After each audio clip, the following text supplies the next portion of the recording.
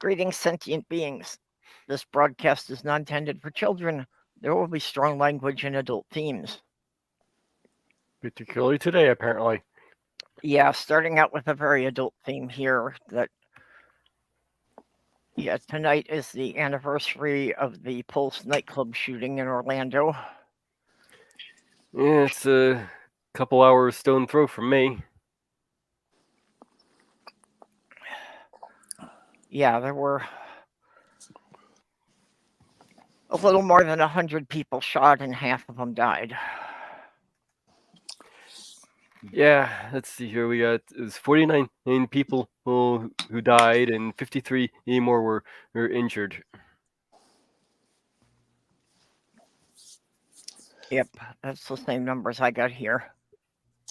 I believe the perpetrator was, of course, found guilty, and He offed himself. yeah, I know that's what I was thinking. Well, He wasn't found by the juries of peers. He was found by a jury of his conscience. No, it wasn't his conscience either. You don't think so? Mm-mm. Well, he claimed he did it as a protest to Americans bombing, I forget which country now. Iraq. Okay. Serious. Basically, he was a supporter of ISIS, and he was doing it on their behalf, according to his own statement. Yeah. The FBI did deem it as a terrorist attack. Yeah. Unfortunately for a terrorist attack, he was ineffective because of the target he picked. Not only was it a queer nightclub, but they were doing a Latino night. Well, So I'm sure the right-wing media did not have a lot of sympathy for somebody shooting a bunch of brown queer people. Well, according to a number of people who knew him, apparently they did think that he may have been gay or bisexual, though there have been some other reports that come out that it kind of suggests some untrue stuff in that regard, or not necessarily that he didn't have those tendencies, but there were other things that came out, like he didn't have a STDs in the report, so there were some claims that he did. There were other claims into that regard. His ex-wife, if I should say, he had been divorced and he remarried. He had claimed that he did have some strong opinions about homosexuals. So I'm thinking that may have more to do with it than any inclinations he had towards ISIS. Yeah. Unfortunately, you were saying about some reports had STDs, and I'm not sure, who started those, but I know that a lot of the right-wing media will just assume that anyone who is gay has STDs. Yeah, the autopsy did not found him negative. Yeah. But I'm sure that was, the sort of thing Fox News would report, because they don't care about facts. Well, if you're going to go bombing some places in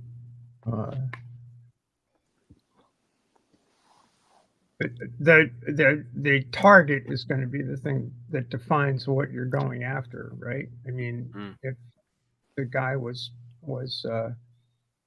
doing something on behalf of ISIS, what would you actually go after? It doesn't make sense to go after a gay nightclub, except unless you're a radical Muslim yourself, and have shitty views towards queer people. Well, that's not going to be resonates with the public, even just from the point of view of what's your point. If it's stochastic terror, it's the target that matters, right? See, according to the Wikipedia article here, he apparently had basically an entire history of aggressive behavior. Or even as a kid, he showed constant moving, verbal abuse, rudeness, aggressiveness, constantly, basically messing with other kids. By the time he was 14, they actually had to handcuff him to keep him in check, like at school at one point. And his father apparently he hit him, and there was actually reports of people who knew him from back then, and seeing his father being physically abusive towards him. So he had apparently some mental issues already that were being probably aggravated by a physical abuse at home. His ex-wife also stated that he he was bipolar. However, this was undiagnosed in an official capacity. So yeah, Well, pretty messed up guy. all of these things are, the problem is he had access to firearms. He was actually a security guard. Yeah. And So, apparently, somehow managed to. Where's the evaluation here? Where's the? Yeah. There wasn't. He was evaluated, and then he actually passed the evaluation somehow. Right. Well, and so what's Florida's response? Florida's response is to permit open carry, right? Yep. It's totally counterfactual, counterintuitive. It's like, oh well, we have problems with weapons. Let's let everybody have weapons. It's the whole good guy with a gun thing.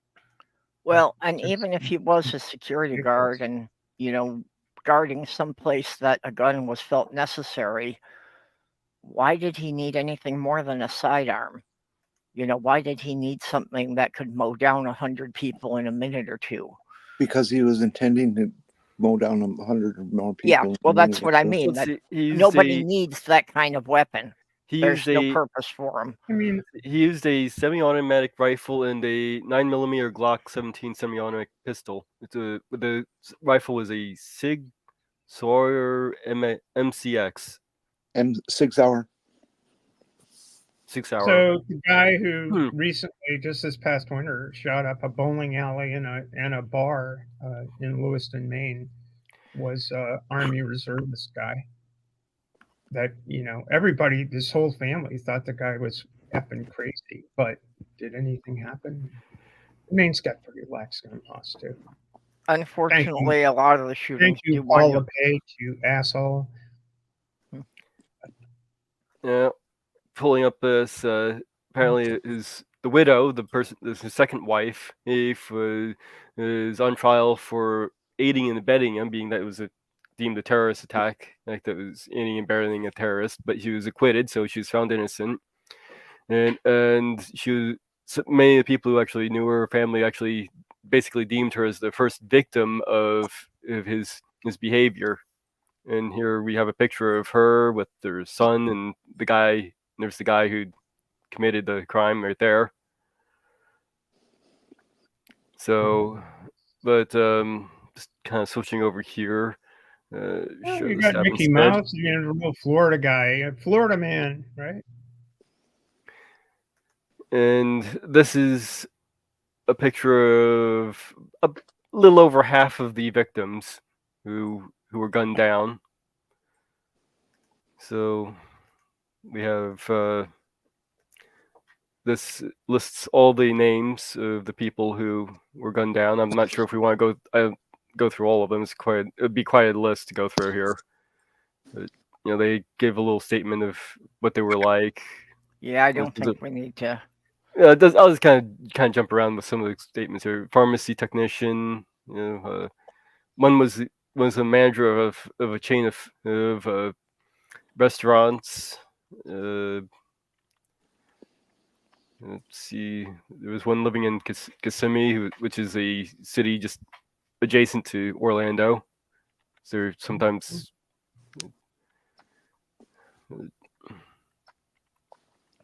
focusing on his studies and career. There's a list of names of everybody who died in that attack.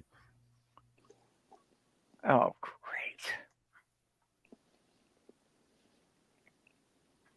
YouTube is being stupid. What's YouTube doing? Well, I just typed something into the public chat on StreamYard. and YouTube rejected it because it thought it was spam. Oh, jeez. You know, I'm the channel owner. You think everything should get through? No. Damn you, spamming your own channel. And I don't even know why they thought it was spam. I mean, there's That's all nothing right. there I was but on spam. TikTok and I was getting thousands of views. And one day I identified as an atheist, queer, autistic, and I got a strike for bullying myself. And I've only gotten about 300 views ever since for the last year now. Oh, jeez. Because I was bullying myself for identifying with who the hell I am. How do you know that's who you are? Yeah, Because I'm like half a century old and I've been around me for a little while. Yeah, but things happen, and YouTube is so very, very smart. You know. Yeah, they know better than me. Oh, See, exactly. I gotta pass that story on.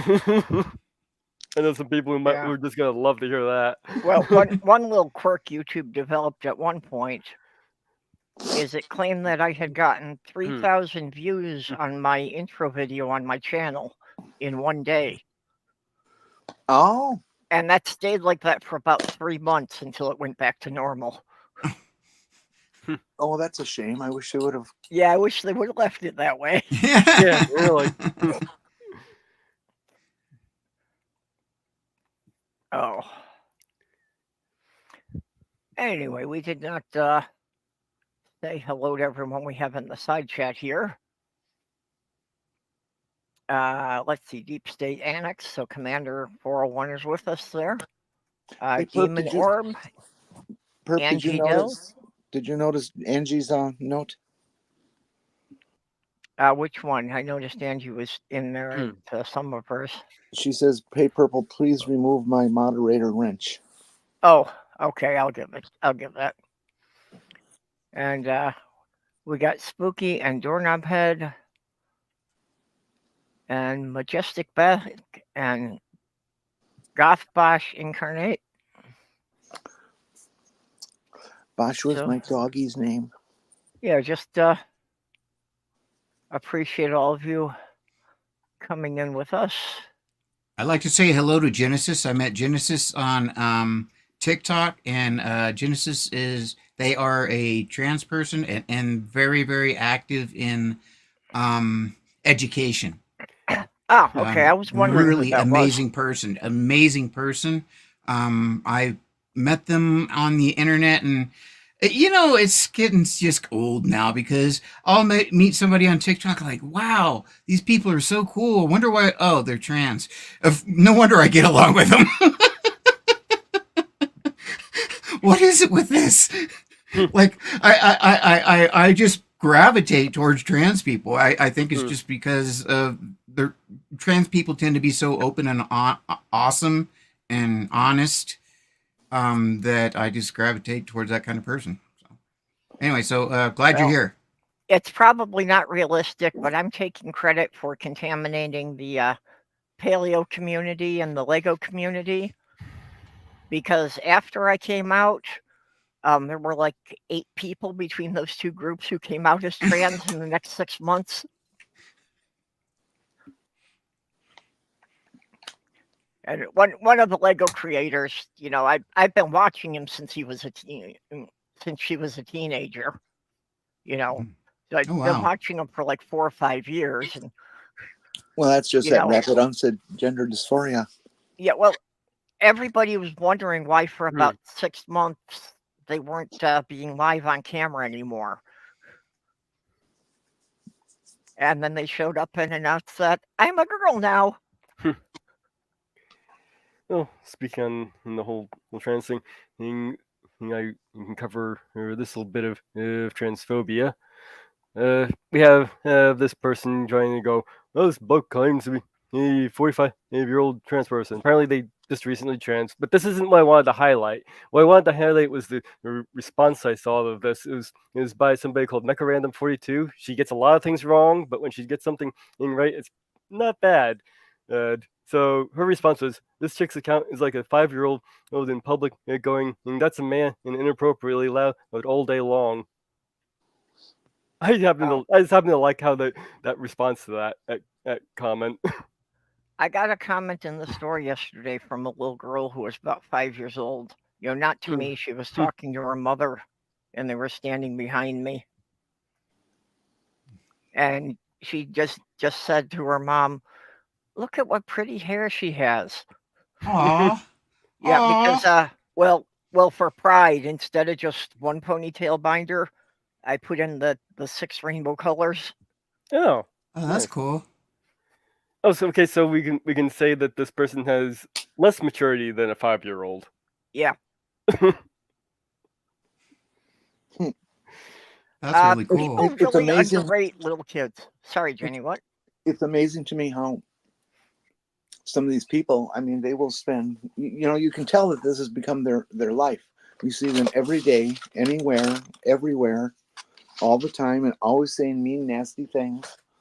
And people responding, "Look, shut up. I don't care what you say, kid. You're just an annoyance."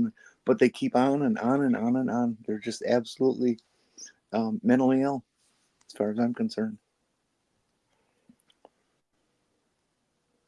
Well, bigotry has to be taught. It's not something that comes naturally to kids.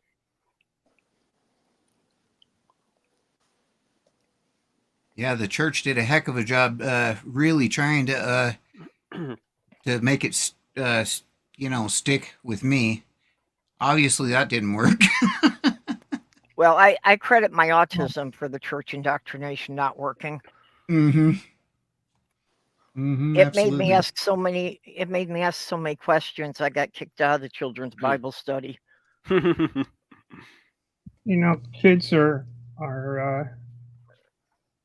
naturally fearful, I guess. I mean, easily yeah. startled, naturally fearful.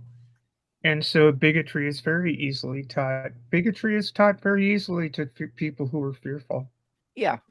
Well, of course, So children are fearful because, they're small. They feel vulnerable if they don't have a parent with them.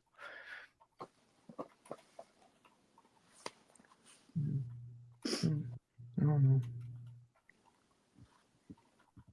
But yeah, it's easy to indoctrinate them, before they're 5 or 6 because they haven't really developed their thinking skills yet. So they just take everything an adult tells them at face value and believe it. I can remember when South Pacific. Oh, go ahead, Jenny. I can remember when I was a kid and we started going to summer Sunday, but not Sunday, but Bible school. It would be every day. Place for the parent to drop you off to babysit for you. Yep. And I developed this dream, a repetitive dream of being in hell. And it had all the features that the preacher mentioned, of course, burning and people running past burning and, these burning pits of fire pushing people in. They were really horrible dreams. I woke up screaming some nights. Thank you, God. You really did a good job there. Thank you. Yeah, it's horrifying to kids because, they think if they do anything wrong, they're going to wind up there.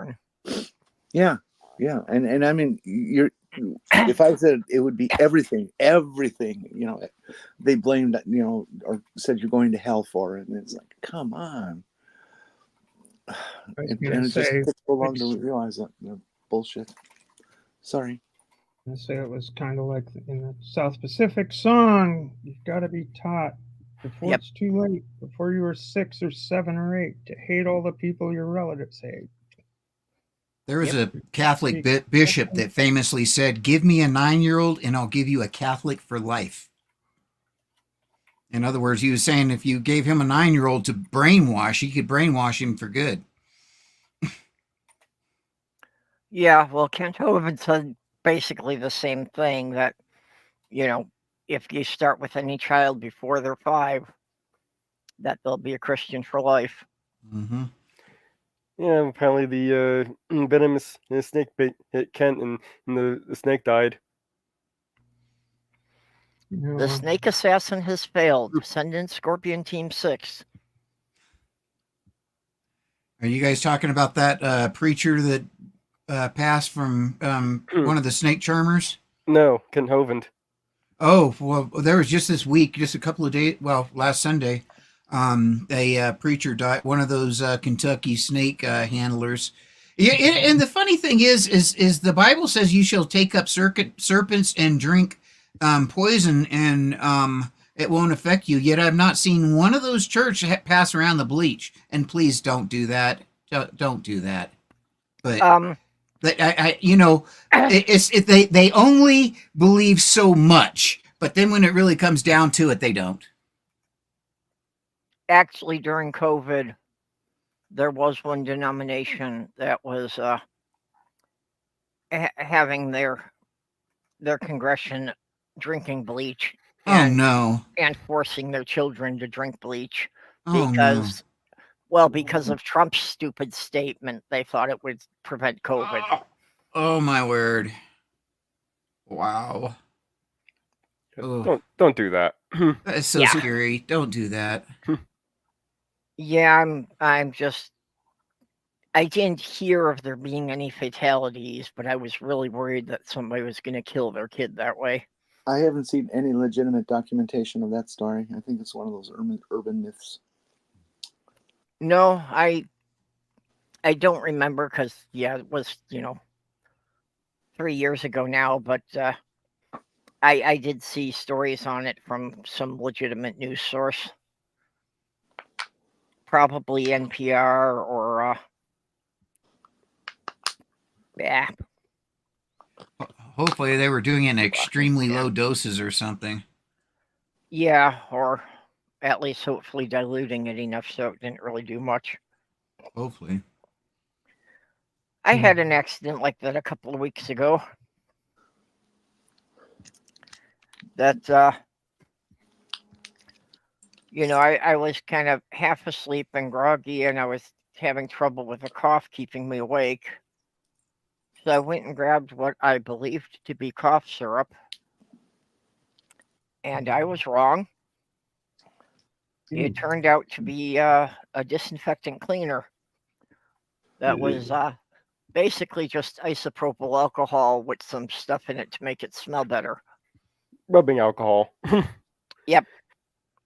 Yeah, so I got violently sick and was spent the rest of the night throwing up. You didn't notice an odd taste? Well, I've been having trouble with my taste lately. My tongue has been kind of weird. Well, turn on the lights next time. Oh, God, no. That would be more painful than drinking the isopropyl alcohol.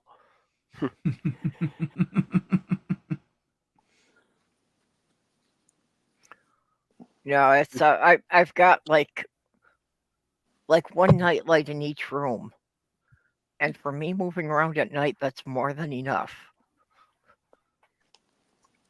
Because it's like, I've got really thick glasses because without them, my effective vision is about my arm's reach. But I've always had really great night vision. So I say I was raised by cats, so I guess I inherited that from them. Well, I seem to have gotten my car fixed. Oh, good show. What did it take? We spliced it with it was like some kind of self-sealing splice that we found. So far it seems to be holding up. We're still kind of keeping an eye on it though. You do realize that products like that are not meant to be a permanent fix, yes? Yeah, we'll have to like I said, we're just kind of keeping an eye on it. Yeah, just make sure it can hold the pressure. I don't know how much you drive, but not much. If you're just doing short trips and not doing like several hours drive at a time, it'll probably hold up for quite some time. But I think by the looks of the tube, it looks like maybe something came up and hit it. Oh, that's Yeah, interesting. you ran over some kind of debris on the road. Yeah. Well, that can happen. Pretty rare, but that can happen. Yeah. Well, I'm thinking maybe it might have been that pothole I hit about a month or so back. Ah, Those can definitely be a contributor to that sort of nonsense. did you need a crane to lift the car out of the pothole? No, it was a big pothole in this, kind of janky back road, and I was trying to swerve to avoid it, and I didn't quite get it, and it caught the back tire. Yep.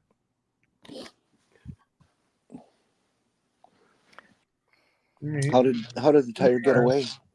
No, I just drove back over it, but it still slammed down. It would have been right in that area though, where the edge of the pothole was. So that's what I'm thinking might have happened. It's the only thing I can think of, at least. Out of curiosity, how does my audio sound? I just ended up getting a new Yeti. Sounds good. Yeah, you're Okay. sounding good. I broke my old one.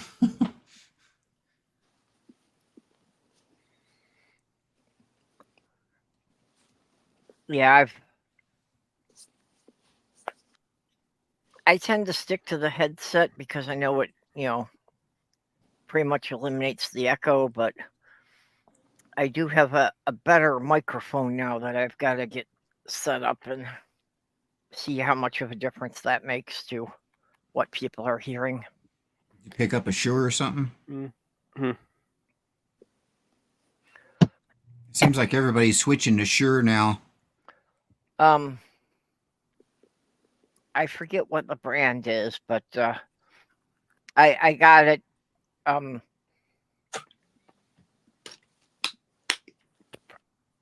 Because why am I having so much trouble with words today? It's a Wednesday. Yeah, well, it might also have something to do with only getting 3 hours sleep and running around like a maniac this morning. Because somewhere between her last hospital visit and now, Sloth Girl's prescriptions got all screwed up, and I had to run to 3 separate pharmacies. Which, since they were in the same network, it was like, yeah, they were basically all on the furthest corners of the territory. It says Xperia on the side of the headset. I have the exact same headset that Purple has. As of yesterday, I'm officially practically a diabetic. I was at the very highest that you could possibly score, and the doctor says, we're going to go ahead and put you on some kind of medicine. I don't know what it's called. But she said that if you're at this borderline state that you're at, a lot of times if you take it now, it can help you to bunch over, because I have been paying attention to my diet and so forth. But the other thing that's interesting is because I'm autistic and I'm PDA, that's pathological demand avoidant, my flight response is always on. If the phone rings or my wife texts me, I jump out of my skin. I mean, just anything. And so I'm taking Abilify. And what's interesting is the doctor said that Abilify, if you're kind of borderline, can definitely tip you over. And there's some of those beta blockers that do that. So just an interesting little thing there. Almost a catch-22 thing going on for you there, huh? Yeah, but I'm willing. I'm willing to take the medicine and watch my diet for my brain to work better. Right? Yeah. Well, So, some years ago, before I got a proper diagnosis, they were kind of putting me on the drug a month club, because since they didn't have the right diagnosis, nothing was working. And I was having some really bizarre side effects from some of them.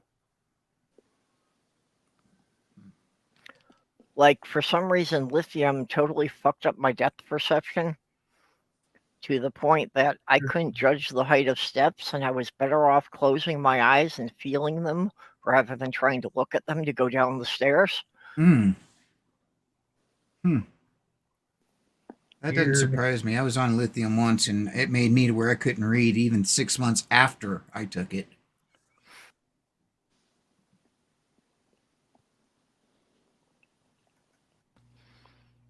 Hey, Michael. Superpowers. Well, No superpowers. Well, here I we don't are. know. Well, the night vision that I can sneak up on the cats in the dark. What's Stephanie sharing here? See this little thing here? This bunch No. of crap. Yeah, well, the big blob of red and yellow that's Yep. coming my way. That's I'd say in another 5 minutes I'm gonna get whacked with a big old thunder squall. Yay me. Lucky me. Now, is that camera, is that live outside your house? It's not see in the outside my background? house. It's Okay. it's in Cape Elizabeth. Which is about 8 miles away from here. Okay, so it is local. It's it's live looking up the Portland Ship Channel Oh, cool. towards Portland, Maine, and yeah, it's a real thing. Hello.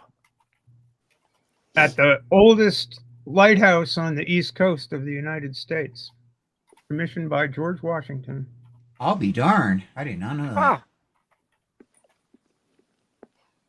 Yep. so what? It's been Portland operating Head continuously. Light. George Washington never existed. That's right, George Washington. Neither did cherry trees. Or No. axes. No, they didn't. It was all about peach trees. Okay. That's why they moved to Georgia. I will object to the axes not existing, just because that would really undermine a lot of my connection with my grandfather. That actually, one of my prized possessions was that after he died, I have one of his hatchets. And this was one that was made out of the steel from like the 1920s. So that thing holds an edge better than anything you can buy today.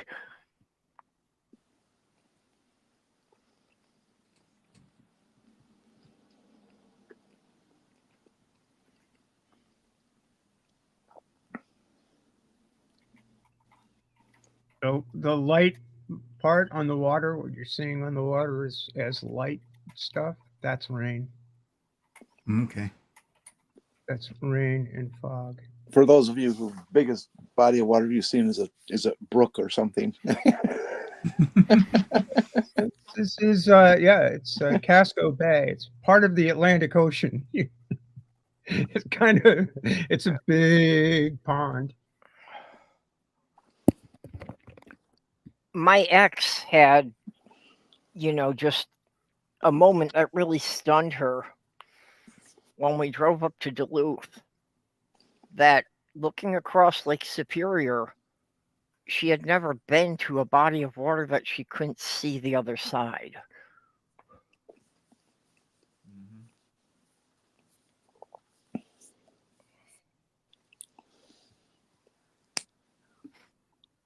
Yeah, the water's definitely over your head.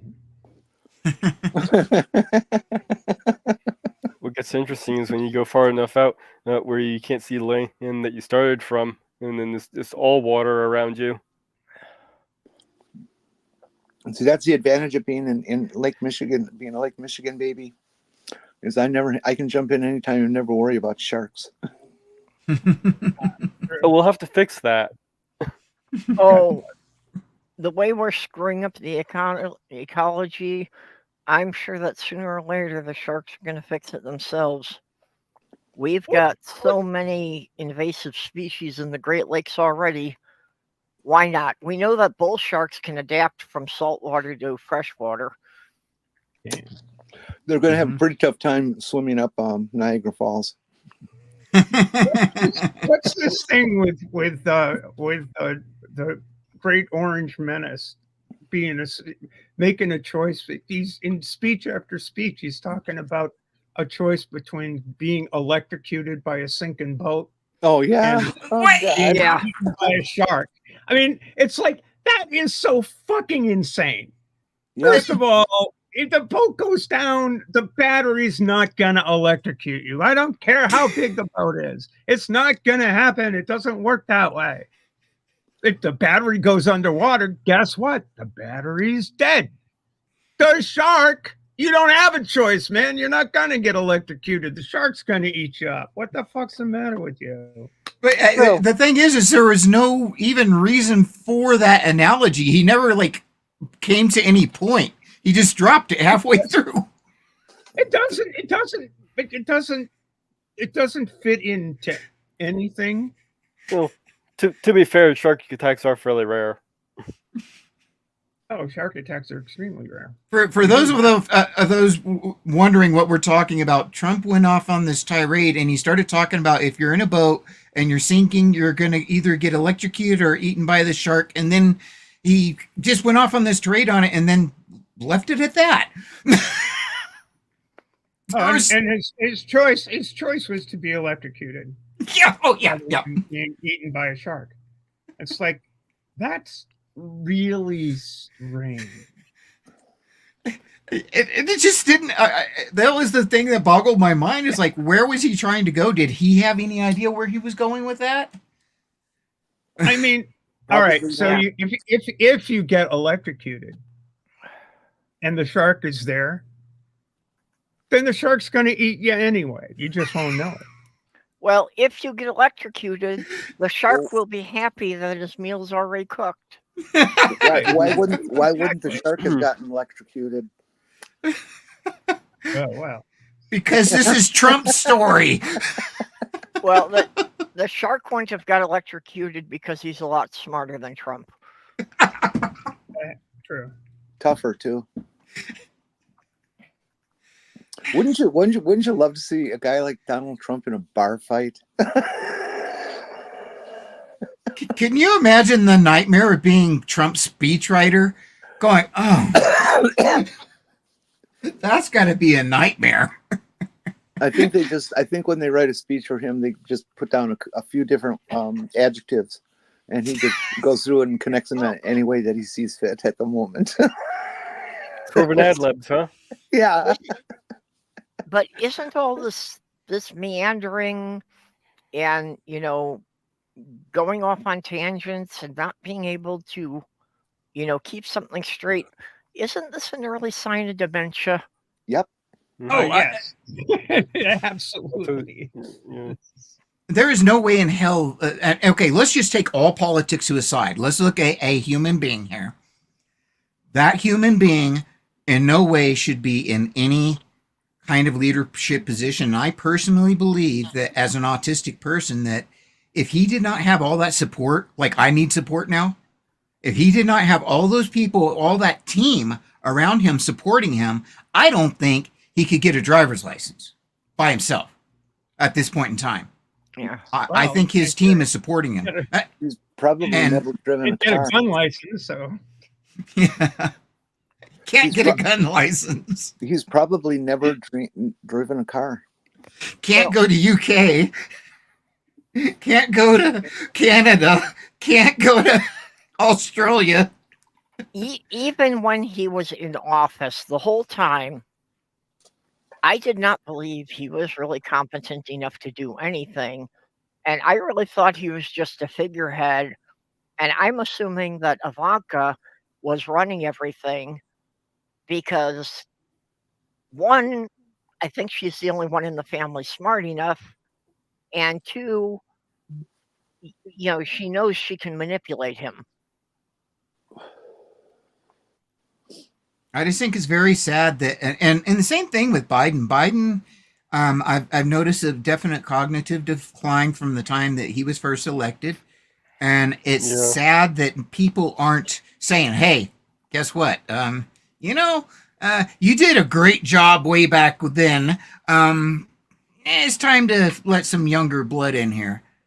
Yeah, There's a Biden should distinct not. difference between the two men. There's a distinct difference. Yeah, Donald Absolutely. showing signs of senility. Biden showing signs of age. Right. Yeah. Yeah, I agree. It's not, yes, he's lost a few steps, but he's still pretty acute. Besides, we didn't hire him for his legs. And he's still pretty mentally acute. And when he's making a speech, he stays on point and he's articulate. Right, yeah. Sometimes he forgets a word or gets confused about a particular thing, which happens to all of us. And like you said, he's aging a little bit, but he knows what the hell he's talking about. With Trump, It doesn't seem like he actually has any idea sometimes of what he actually is talking about. And I'm not just trying to insult him or anything. I'm just saying that as a human being, looking at another human being, he needs help. He doesn't need to be president. He needs help. The thing about another difference between the two men, I believe, is that while Donald has always used rage, a mixture of rage and humor as a way to appeal to a crowd, he's now all rage all the time, 100% of the time.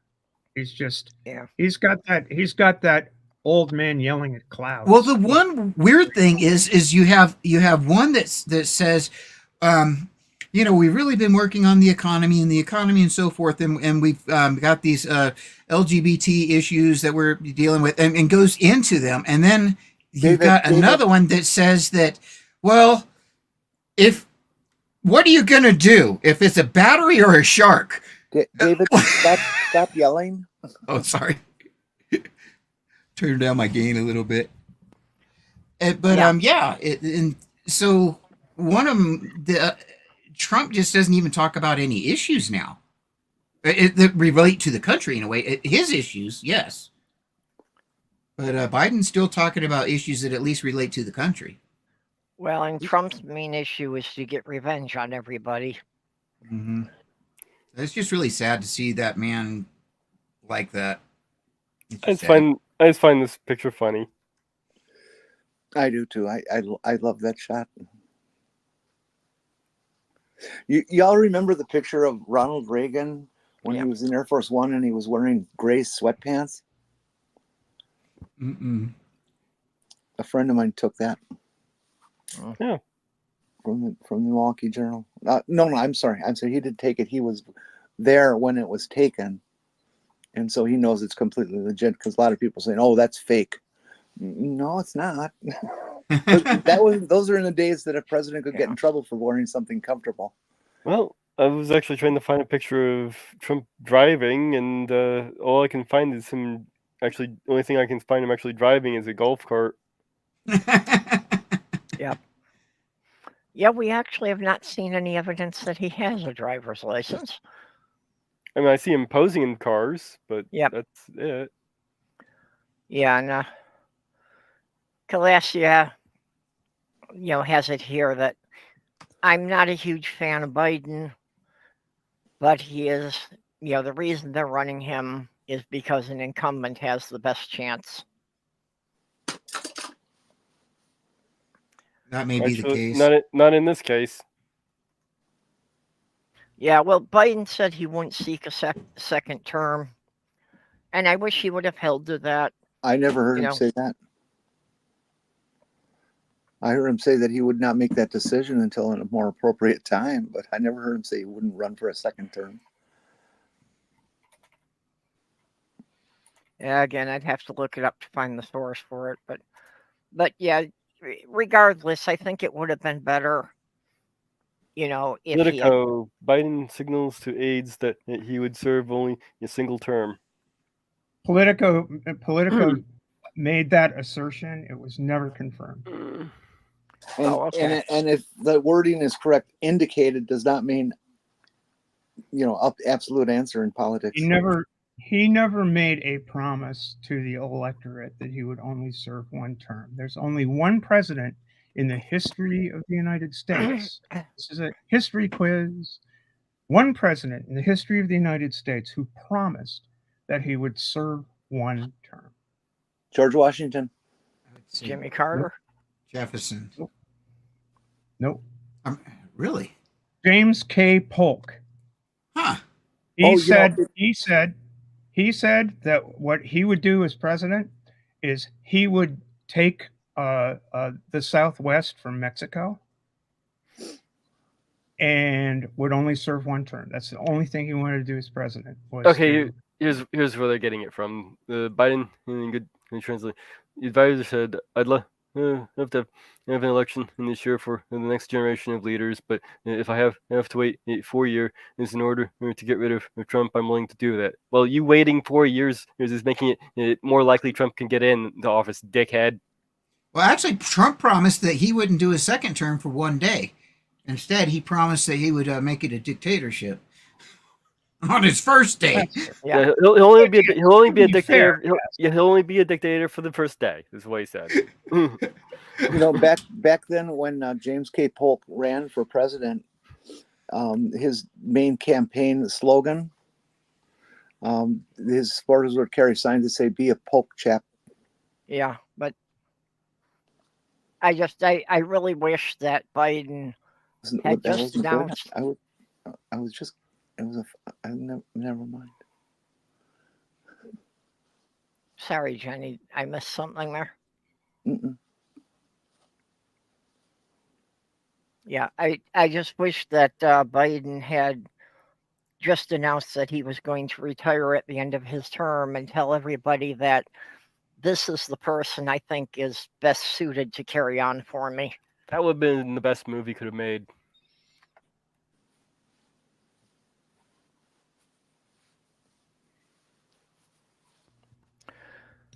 But I guess part of it was the Democrats kind of felt that there wasn't anyone else who had the nationwide name recognition. Oh, bullshit. They're at the point of his polls, generic Democrat was beating him. Mm-hmm. Yeah, he's not doing great.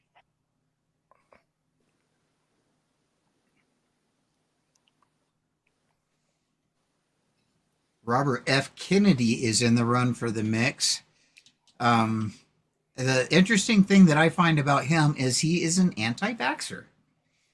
He's a conspiracy crazed person. He's not in the mix. He's not in the mix. The choice is and he's not in his right mind either. He went independent.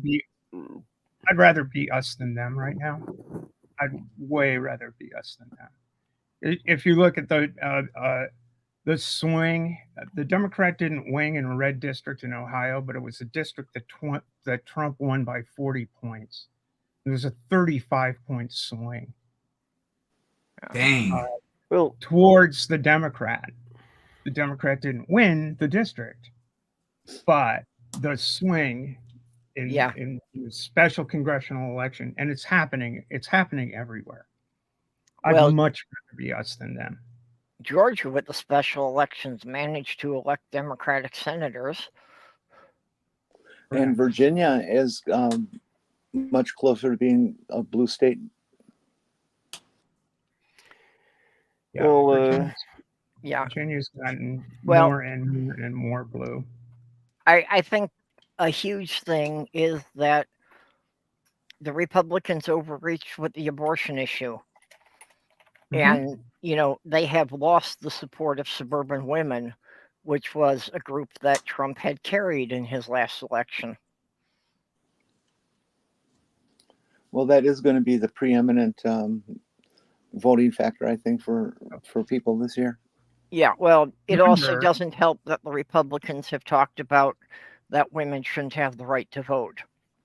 Yeah, and people are beginning to realize that when they say that kind of shit, they mean it. Remember that no Republican has won the popular vote since, well, only one. George Bush won the popular vote when he ran for re-election, but he didn't win the popular vote the first time.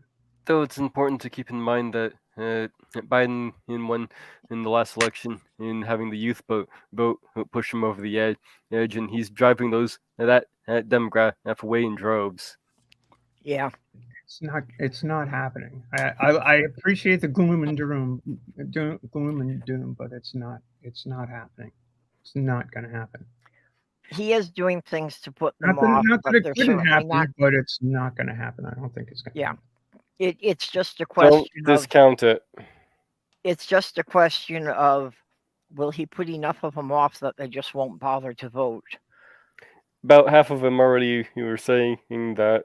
And, well, basically, out of the group that's saying that they're just not going to vote, he could actually win at least half of them back by just stopping this whole supporting the genocide thing.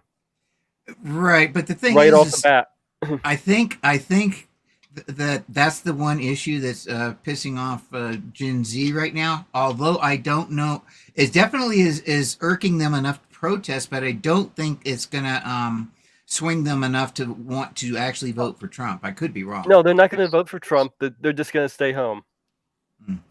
It's, obviously, well, shouldn't say obviously. It pisses me off to no end too, because I'm not a big fan of genocide. No, it's wrong. Don't get me wrong. a majority of Gen Z sees it as either choice is no good. You're not going to make it. We're not going to get any changes in our life either way. We're both going to have shitty outcomes either way. How the majority of Gen Z so the message to Gen Z is don't be fucking idiots. Oh, that's a great way of getting him back. It is a great way of getting them back. You've got to explain. Yes, it is. Absolutely. No, it's not. Just calling him a bunch of idiots is gonna tell him, okay, F you, fuck you. I'm gonna stay home. No, you gotta tell this is a critical thing. If you want any chance at all of having that's just it. They don't see any chance. You just tell him well, that you stupid. Gotta show them a chance, Exactly, show them a chance. Show them a chance. They don't see that. They don't see any chance. That's the whole problem. Yeah. Well, but you need to show them a chance. Well, I am not being hyperbolic when I'm telling give up. I'm sorry. I am not being hyperbolic when I am telling people that if you don't vote now, you may never have a chance to vote again, because Republicans will do everything they can to prevent blocks that are normally Democratic from voting. They want to take the voting rights away from women and minorities. They have said that out loud. Okay, here it comes. Hey, Mikey. Hey, you walked in a nice dumpster fire. Yeah. You're muted. Good afternoon, dear Mikey. Hi, y'all. Howdy, partners. Yeah, this is the shit I think about all day. So yeah, let's get into the fucking black rain cloud, shall we? Let's get in this thing. It is what it is. I think we're in a transitional period, and that's very good for the kids because I think the kids don't want to tolerate all of this. They have no patience for it. It's stupid, and they think it's stupid, and they treat it all like it's stupid. Like, but why are we blowing up kids in the Middle East? I don't want to support that. Like, it's not a question for them. They don't have to think about it. They're just like, no, I don't want to do that. And so like I'm looking at one of Biden's rallies there, and it's mostly the boomer generation that's showing up. I mean, I don't want to disparage anybody older than me. I'll just shit on the people younger than me. I mean, the older generation is really not helping because they're like, the more they insult the kids, like Mage is right. Like, the more they insult the kids, the more they're like, yeah, fuck you. We'll just let it burn down until you're dead, and then we'll just figure it out, I guess.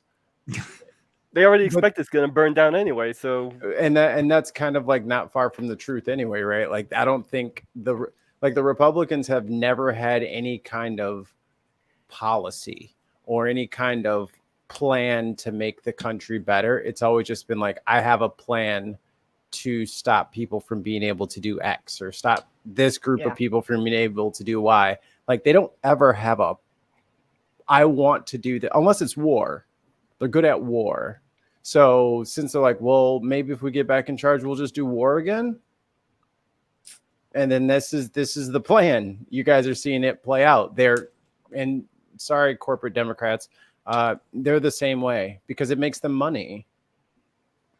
Yeah, well, and this is one of the things that the people are happy and they're richer. Yes, so what's the only problem? One party, it comes down to a very important fact, and that is only one party says it's going to eliminate LGBT people, disabled people, and all sorts of other particular marginalized classes that they don't like.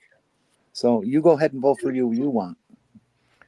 Well, and even the people. The other thing that's extremely possible is that it's, whether it's actually going to happen or not,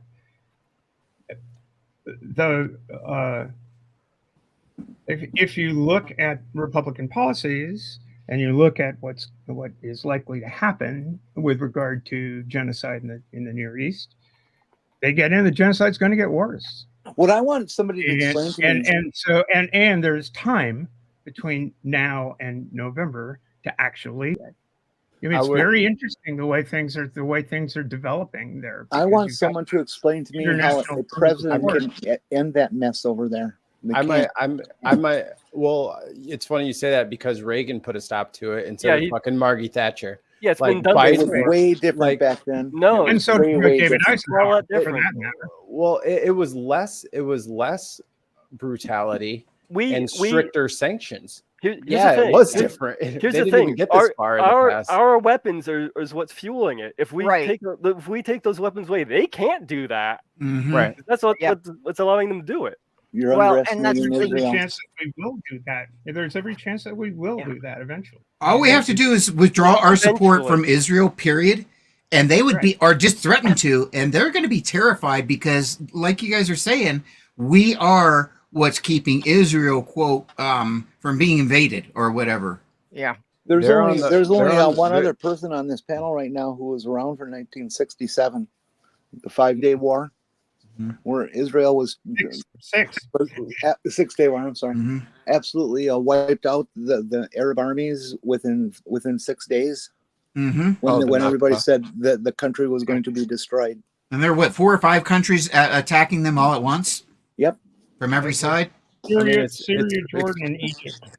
Syria, Jordan, and Egypt. It's hard to say that Israel did all that shit. It's like when. Well, they were using American stuff, though. You know what I mean? It's like when a kid puts on his dad's shoes and he's like, see, I'm walking. I'm like, well, I guess. I mean, I guess you're doing something.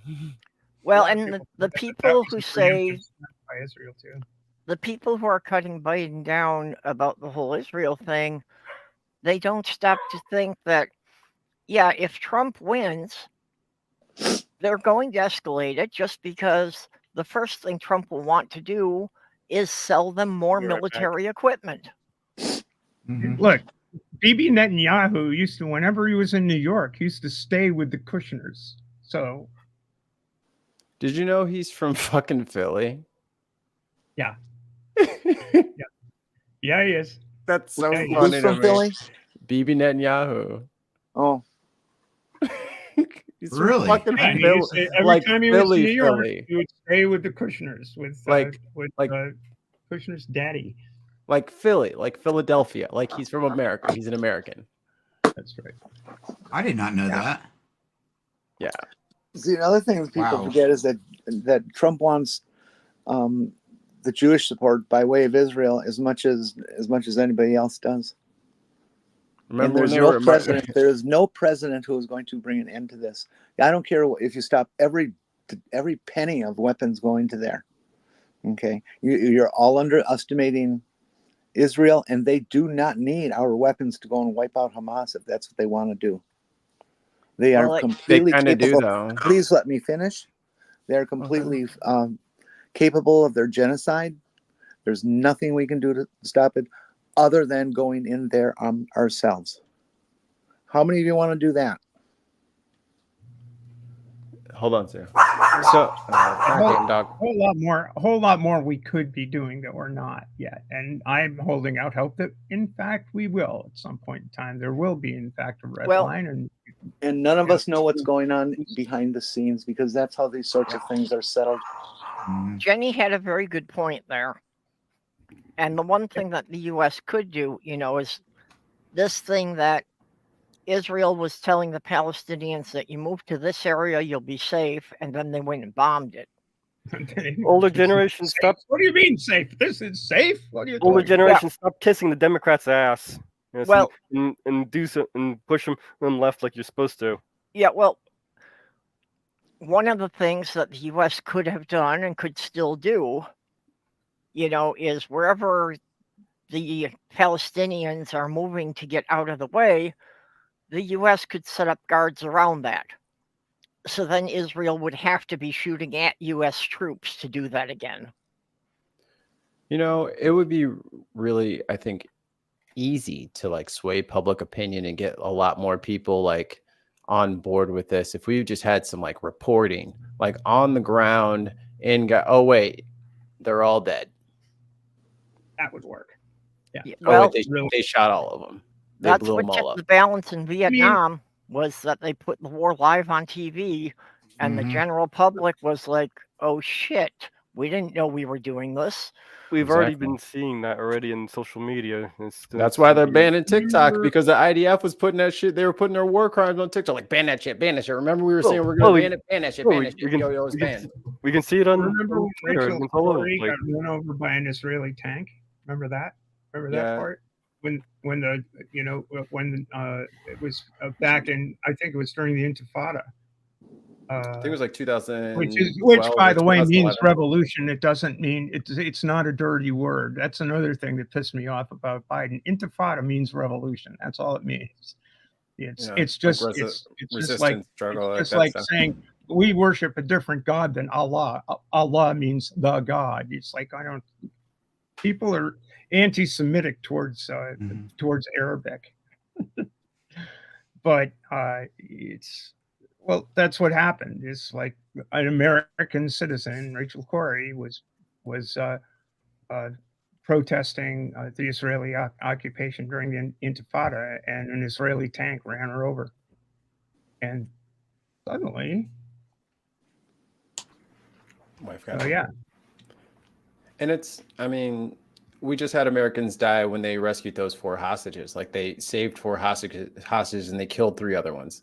And also 200 people. And also 270 civilians and 600 casualties, which means like injuries. So, I don't want anyone to get hurt about anything, but there has to be some sort of reasonableness to anything. Like, bro, if this is your military at its finest, don't have a military anymore because it's bad. It doesn't know what it's doing. Like, you were better off just negotiating for the hostages in the beginning, because that's what hostages are, bargaining chips. So that means you have to negotiate. That means they got you by the short and curlies, and you're going to have to concede to something. They're like, well, not if I kill all of them. Well, I guess that's one way of doing things. But I didn't think that was the legal way of doing things. We sat around for over a year while Americans were being held hostage in the embassy in Tehran. Right. What's really sad to me is that all these people are actually Canaanites.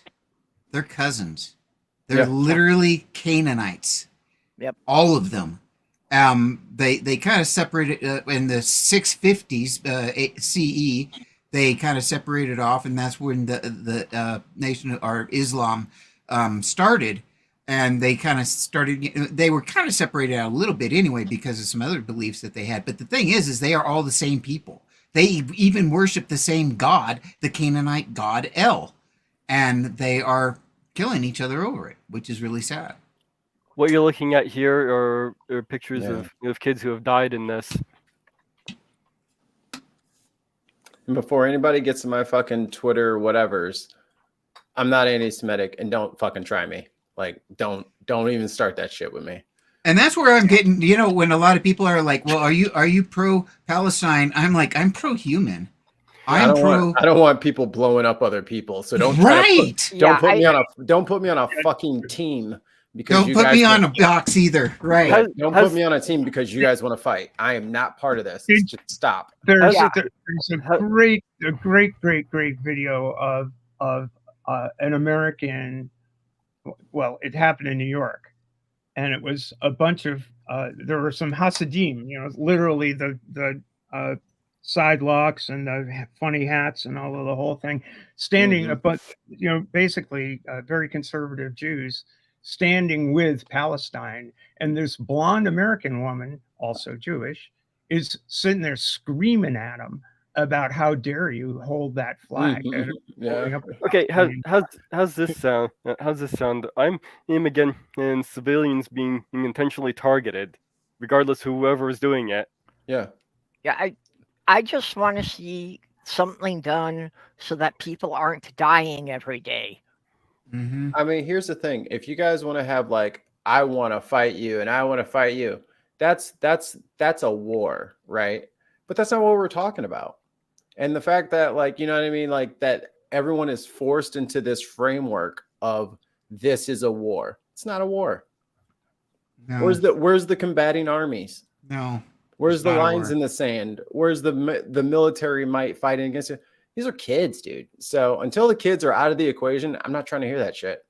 The other thing that really bothered me is here we are on the news. We're talking about, well, Putin's just leveling cities. That ain't no liberation. And then Israel's leveling cities, and that doesn't look like liberation. Well, but why can't we say that? Any thought I had that Israel deserved any support completely evaporated when they started bombing hospitals. In the colleges, all the schools are gone. And that's a war crime. That's by definition is a war crime. Yeah. And you know, because of that, the UN should get involved. But unfortunately, the way they've set up their rules, the UN Security Commission is completely useless. Because if Russia just says, no, we're not going along with this, then they can't do anything. Can the people who are part of the reason why we're having a meeting be voting in the meeting? That would be a thing. You know what I mean? Like, why should Israel be on the Security Council when the Security Council is meeting because of Israel's behavior? And Israel's like, nothing to see here, folks. Let's wrap it up. Let's wrap up this meeting. Like, we're good here. Anyway, I'm sure y'all will be able to figure out how to bring peace to Palestine. And but I got to go. Okay. Thanks for hanging with us. We'll see you later. See ya. Always a pleasure. Bye. Yeah. Well, that's the same problem we're having with the Ukraine. Is that, you know, when the UN was voting do we send troops into the Ukraine, Russia got a vote and vetoed it. It is not the Ukraine. It is Ukraine. I'm sorry. Yes, you're correct. I'm doing that wrong. You know, but yeah, it's like Mikey was saying. You know, the people who are part of the war should not be having a vote on this. You know what's crazy? When the ICJ wanted to look at Bush and Obama for all of their war crimes, America's like, well, we don't even recognize them. And we just kept it moving. Like, we had nothing. We said, fuck it. Like, everyone's like, oh my God, Bibi Netanyahu's going to get a warrant from the ICJ or the ICC. Yeah, they tried to do that to us. And we were just like, we don't fucking listen to anybody. Do you need some fucking freedom over there? You want to get freedomed? You better fucking shut the fuck up. Better fucking ball that paper up and put it in your mouth. Eat it in front of me. Well, and unfortunately, yeah, the U.S. gets to do that shit because without the U.S. forces, you know, NATO doesn't really have much of an army. We're the bully. Yeah, we supply more than half the forces for all the UN operations. Just like I was telling a friend the other day, really, if you think about it, the United States has not had one generation that has not gone to war. and several generations have gone to 2 or 3 wars. Mm-hmm. And if you look at that, really, truly, we're an expansionist nation. We are a warring expansionist nation. Oh, yeah. If you look at it, from an outside perspective, I can see how people would hate us, and particularly when we have people like Speaker Johnson that cares more about Christianity than he does human beings. Well, yeah, like think- you say, that this has been going on a long time, and that's why we have territories, like Guam, Mhm. that they're not allowed to be states, so they don't get a vote in anything, but they're Puerto Rico. subject to all of our laws. Mhm. Puerto Rico, the same way. Yeah. I want to hear the person who I want an explanation for why this isn't going to end, from the person who thinks that they're going to end this conflict going on and there's going to be peace in the Middle East, where there has not been peace for 2,000 to 3,000 years, where these people have been fighting over the same issues for 2,000 to 3,000 years, where these people have been hating each other for over 2,000 years. It is not going to stop. Yeah, no, I It don't. is never Can I going to challenge that point though? There wasn't. Go ahead. Tell me about 2,000 years. Well, I'm just saying, but I mean, we could zoom out and get the entire region, but different things have happened. And as far as Israel and Gaza and Palestine and the West Bank, this is pretty cut and dry what's going to happen and what's not going to happen. You know what I mean? It's pretty clear that Israel's not stopping, and it's pretty clear that we're not going to stop them. And it's pretty clear that they are doomed unless something saves them. And unfortunately, the something that's going to save them is nothing that we like. Because they are something that Jen was saying.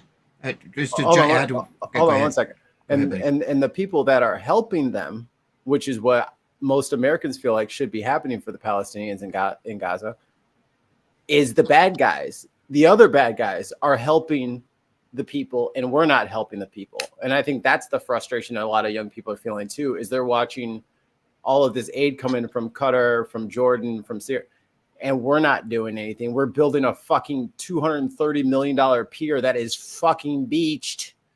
Or we're airdropping shit and landing it on people. And already used. What are we doing? And that pier has already been used to target civilians by Israel, the army. One problem with the West then I Bank won't go to is it doesn't matter what your religion you throw in there. The Egyptians were fighting over it, the Babylonians, the Assyrians. The West Bank geographically is always been a corridor from Asia to Africa. Yeah. And so no matter what, that ground, it could be, unless it is so contaminated nobody can live there, it is always going to be fought over.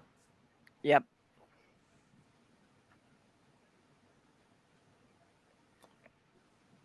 Scrolling here. Sorry, I'm still working. It doesn't have to be, none of this shit has to be this way, but as long as and I think the word you were looking for earlier, David, is empire. It's the American empire. Right. Right. And we have our territories and we have our little colonies sprinkled around, and we titter and totter in other people's personal affairs and state issues, and we upset. I mean, the fact that Republicans in Texas, Arizona, California are just screaming about all these people pouring over the border. Well, maybe if we didn't fucking destabilize maybe we didn't fuck over Colombia and Nicaragua. And if we did this, we empowered the cartels because we thought it was a good idea, because we didn't like the person that was in charge at the time. Okay, so and now the chickens are coming home to roost, and they're like, "Hey, can we come in America?" Get the fuck out of here! What do you? You can't come up here. Yeah.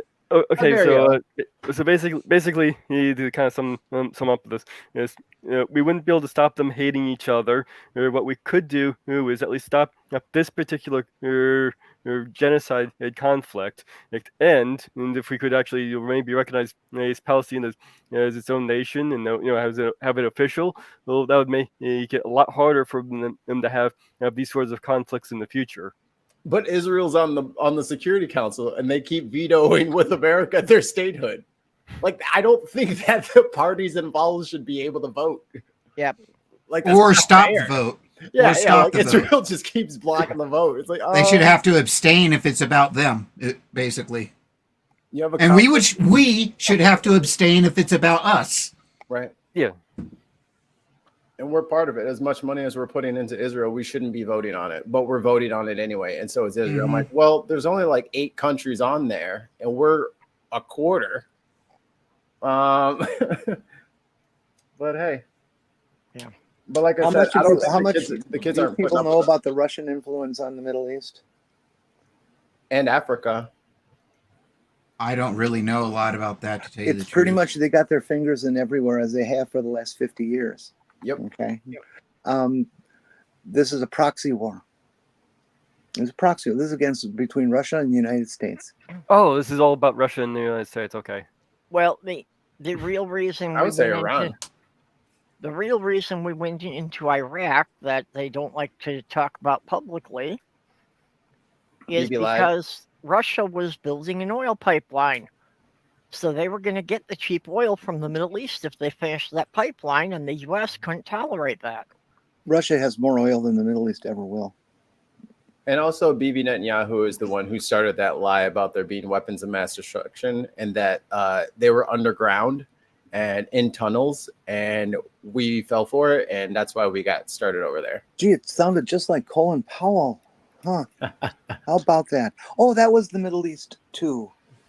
Don't you people realize what's going on here? That It's the a Middle East has repeat. had its conflicts, it's had its wars, it's never going to stop. But Yeah. right now, what has happened is they have brought the war to our shores, with our young people fighting tooth and nail with each other on campuses and stuff.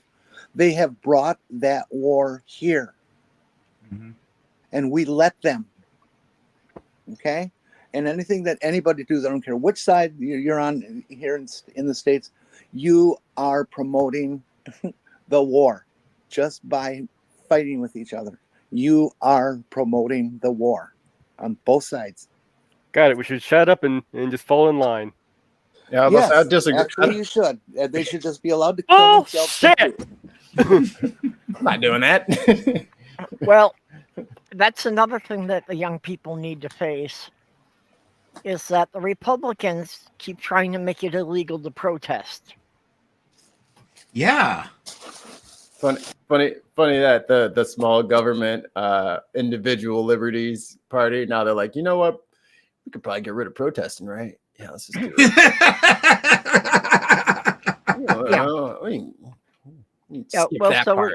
if they manage to get control of Congress, they're going to pass things like that are going to make it pretty much illegal to protest anything the U.S. government does. Good luck. It's Y'all already barely- happening. There are cities and states that have passed some of those laws already. And when it offends a white person, then you guys are gonna see. Then you're gonna see. Because I mean, this shit has been happening to us for fucking decades, centuries. Like, I'm coming from a certain lens, like talking about it. I'm just saying, I done seen and read all the history books, and I've experienced enough shit myself. Keep fucking around. Well, and again, it's the slanted version that they get from the media. Because, like, everything that erupted with George Floyd and the Black Lives Matter, and it should have never been a racial thing. It should have been about the police. It's still about the Because, police. but because each year, more white people are shot by cops than black people are. And they don't say shit about it. Yeah. And that's black people's fault. Yeah, well, that's why they should have made white people aware of this, that you have a good chance of being shot by a cop too. So it should have just been the entire public, wanting a full reform of police departments. I would think transparency would be something that they would want from the government that they don't trust. The problem with the whole defunding the police thing is this. I was a peace officer. I was a peace officer for 15 years. People are there for power and control. Yep. 95% of the people there are in control, and they're bullies. They are predators. Yep. So if we were to defund the police and get rid of every single police person in the country tomorrow and start over, we would attract those people who are predators to it again, and the cycle would start over.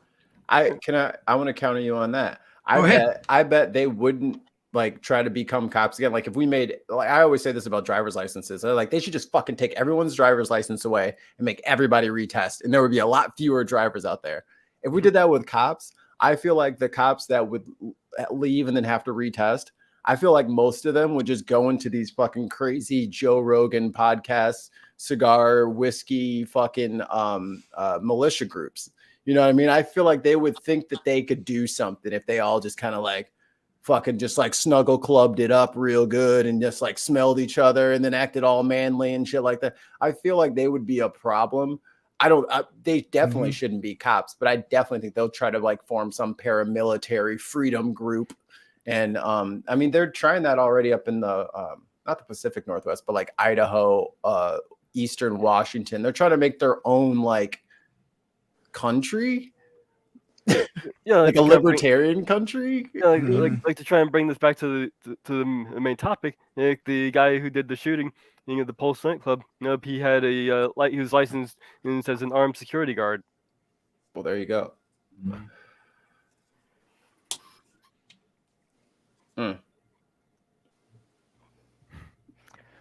Okay, let's see. Security guards. Can we shift to a happier topic? Not that I have one in mind. I have a baby. Oh, yes, you do. How's she doing? She's good. She's napping. How old is she now? 15 months. Okay, so just past the year now. Mm-hmm. That's cool. So she's coasting around and. Wait a minute. 15 months and she hasn't graduated from high school yet? Come on, Mikey. Look, I'm not saying that there's not potential, but I'm not exposing her to a lot of things because I don't trust her. Her judgment is bad. She overindulges all the time. No impulse control. That's what I was trying to say. Yeah. I gave her the spoon to like eat her own cereal, like the little cream of wheat looking cereal, the little soft shit. And I gave her the spoon for a second, like, you want to try it? And then the look in her face when I handed the spoon, she was just like, I was like, give me that. No, give me that. I'll take that back. Never mind. You know what? I didn't like the smile you just had. When Are we talking about your baby or are we talking about Trump now? Well, Trump both really. A baby spoon with both hands. Classic. Just the whole thing of no impulse control and crapping in their pants and. But I think my daughter's poop smells better. I'm not gonna say it does, but I know it does. Actually, conservatives poop probably does smell worse because they eat more meat than liberals do. Well, you just put a plastic sheet down under her, you'll be fine. Wash Okay. her off afterwards. Have you seen this little movement that got started with the MAGAs of real men wear diapers? No. Yes, there's face on them. Are they trying to do a Billy Madison? They've had banners made with diapers and Trump and. There's been a group of them marching carrying banners that say real men wear diapers. I bet they're trolling them. I bet they're doing the Billy Madison trolls, like all the cool kids pee their pants. If fucking goes to water fountain, just splashes his crotch. I tell you, if Trump was caught surreptitiously having sex with having gay sex, his crowd would say it's okay, and they'd all become gay. I knew I've been gay. I've always been gay. They would say. The other day, a friend and I got bored, and we were asking Chat GTP these random stupid questions, but then I added an extra command: answer in the persona of Donald Trump, and then shit got hilarious. You're feeding the singularity of our downfall. Yes, it is true. Let's see. There's.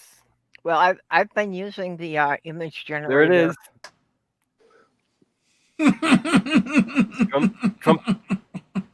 Real men wear diapers. Trump diaper there.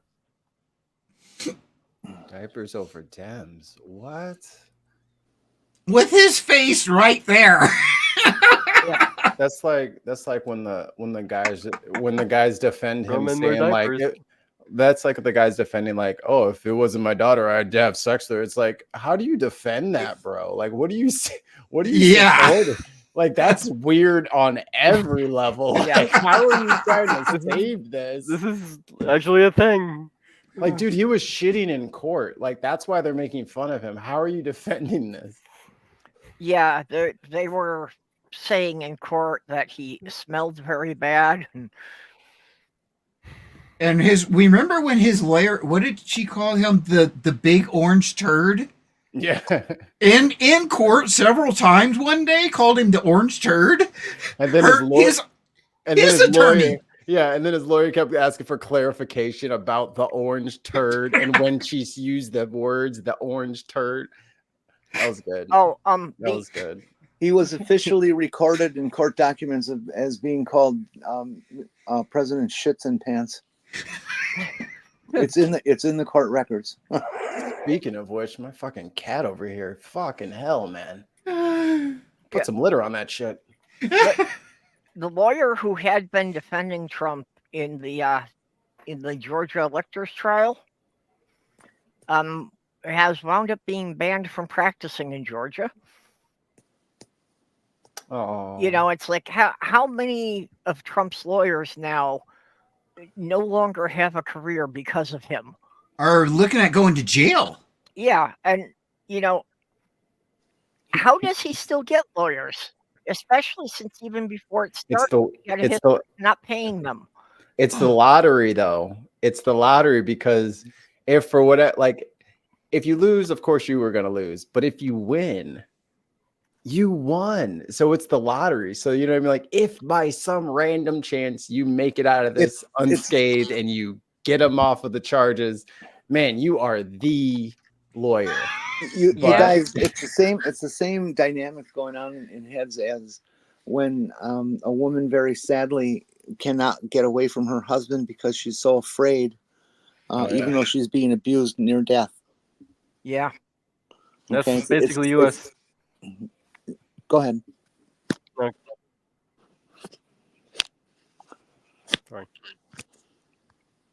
Sorry, I didn't mean to cut you off. No, go ahead. Really. That's all I had to say.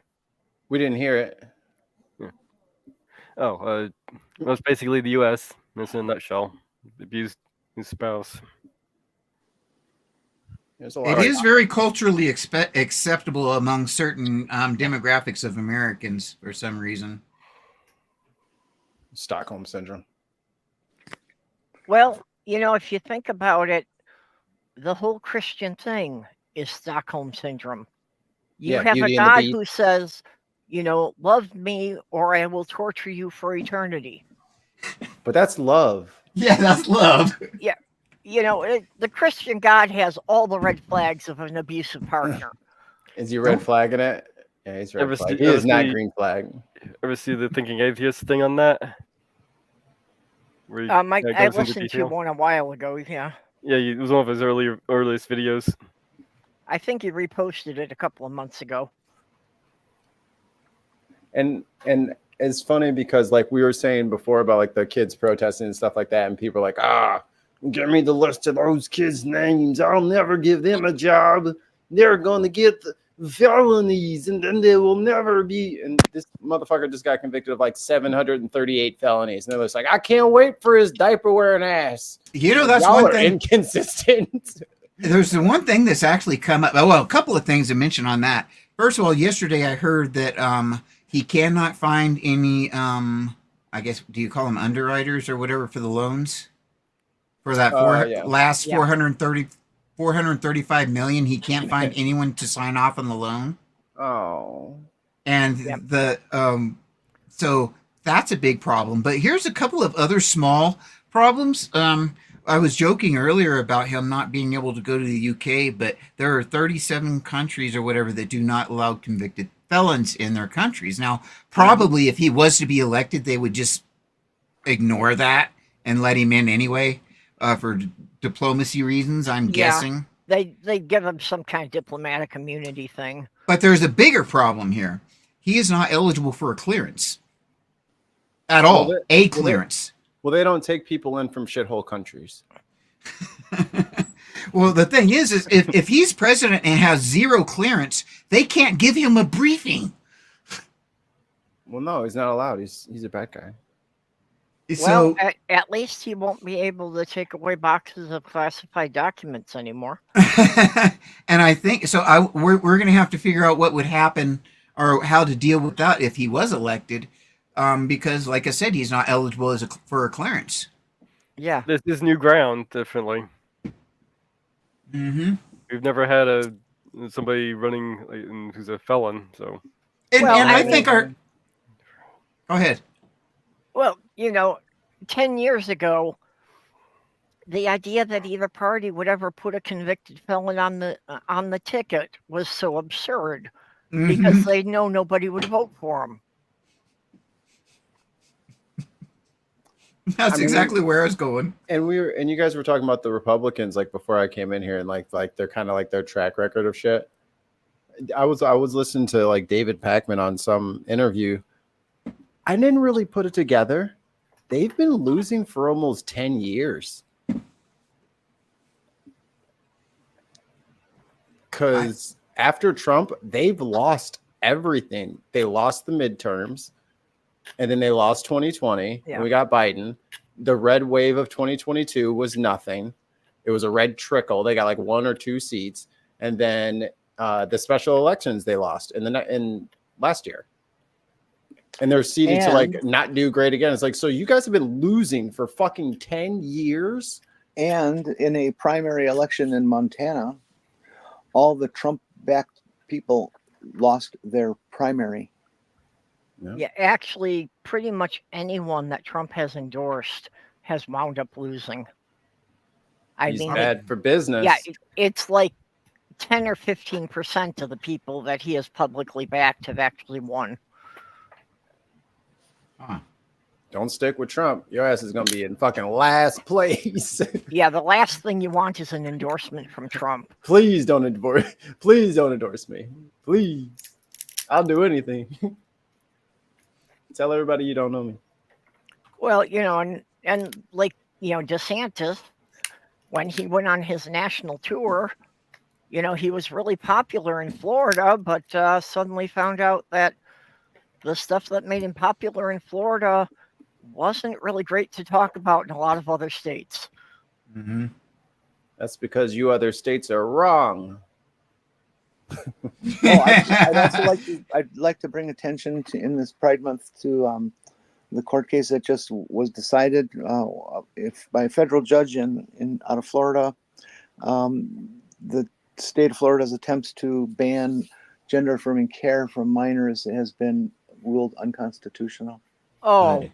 excellent. That's good. Well, that means it's going to the Supreme Court. Yeah, unfortunately, that's the problem, that any good court ruling, they're going to just keep appealing it to the Supreme Court. Florida, unfortunately, has been getting very, very bad. DeSantis was a huge issue, part of that, but whatever led them to get to the point of actually electing him into office, I'm just glad I don't live in Florida. I'll just put it that way. Yeah, I really worry about my friends who are in Florida. I worry about my friends in most of the southern states, but especially Florida. Did you mean this DeSantis and you said Santos? Yeah, same. Yeah, Oh, I poor mispronounced George. it. Poor Georgie boy. Everybody hates on Georgie. Man, he just Everybody lied. involved except the people of that district because they didn't pay attention to who they're electing. He lied his way all the way to fucking DC, baby. He lied the whole way. He stuck to that lie. That lie became his life. Mm-hmm. It's like, oh, this is Wayne Gretzky. I also was a hockey superstar. Were you, George? Yes. And then Michael invented Jordan. the internet. This is Michael Jordan. I also have 6 NBA championships. Oh, do you, George? That motherfucker, he's the ultimate one-upper. No one has ever one-up George Santos and lived to tell the tale. I can tell you that. That motherfucker has done one more cooler thing than everybody he knows. Everybody. Did you guys, speaking of missteps, did you guys hear one of Donnie Boy's latest manglings of the English language at a rally? He actually said several times that Obama beat Biden.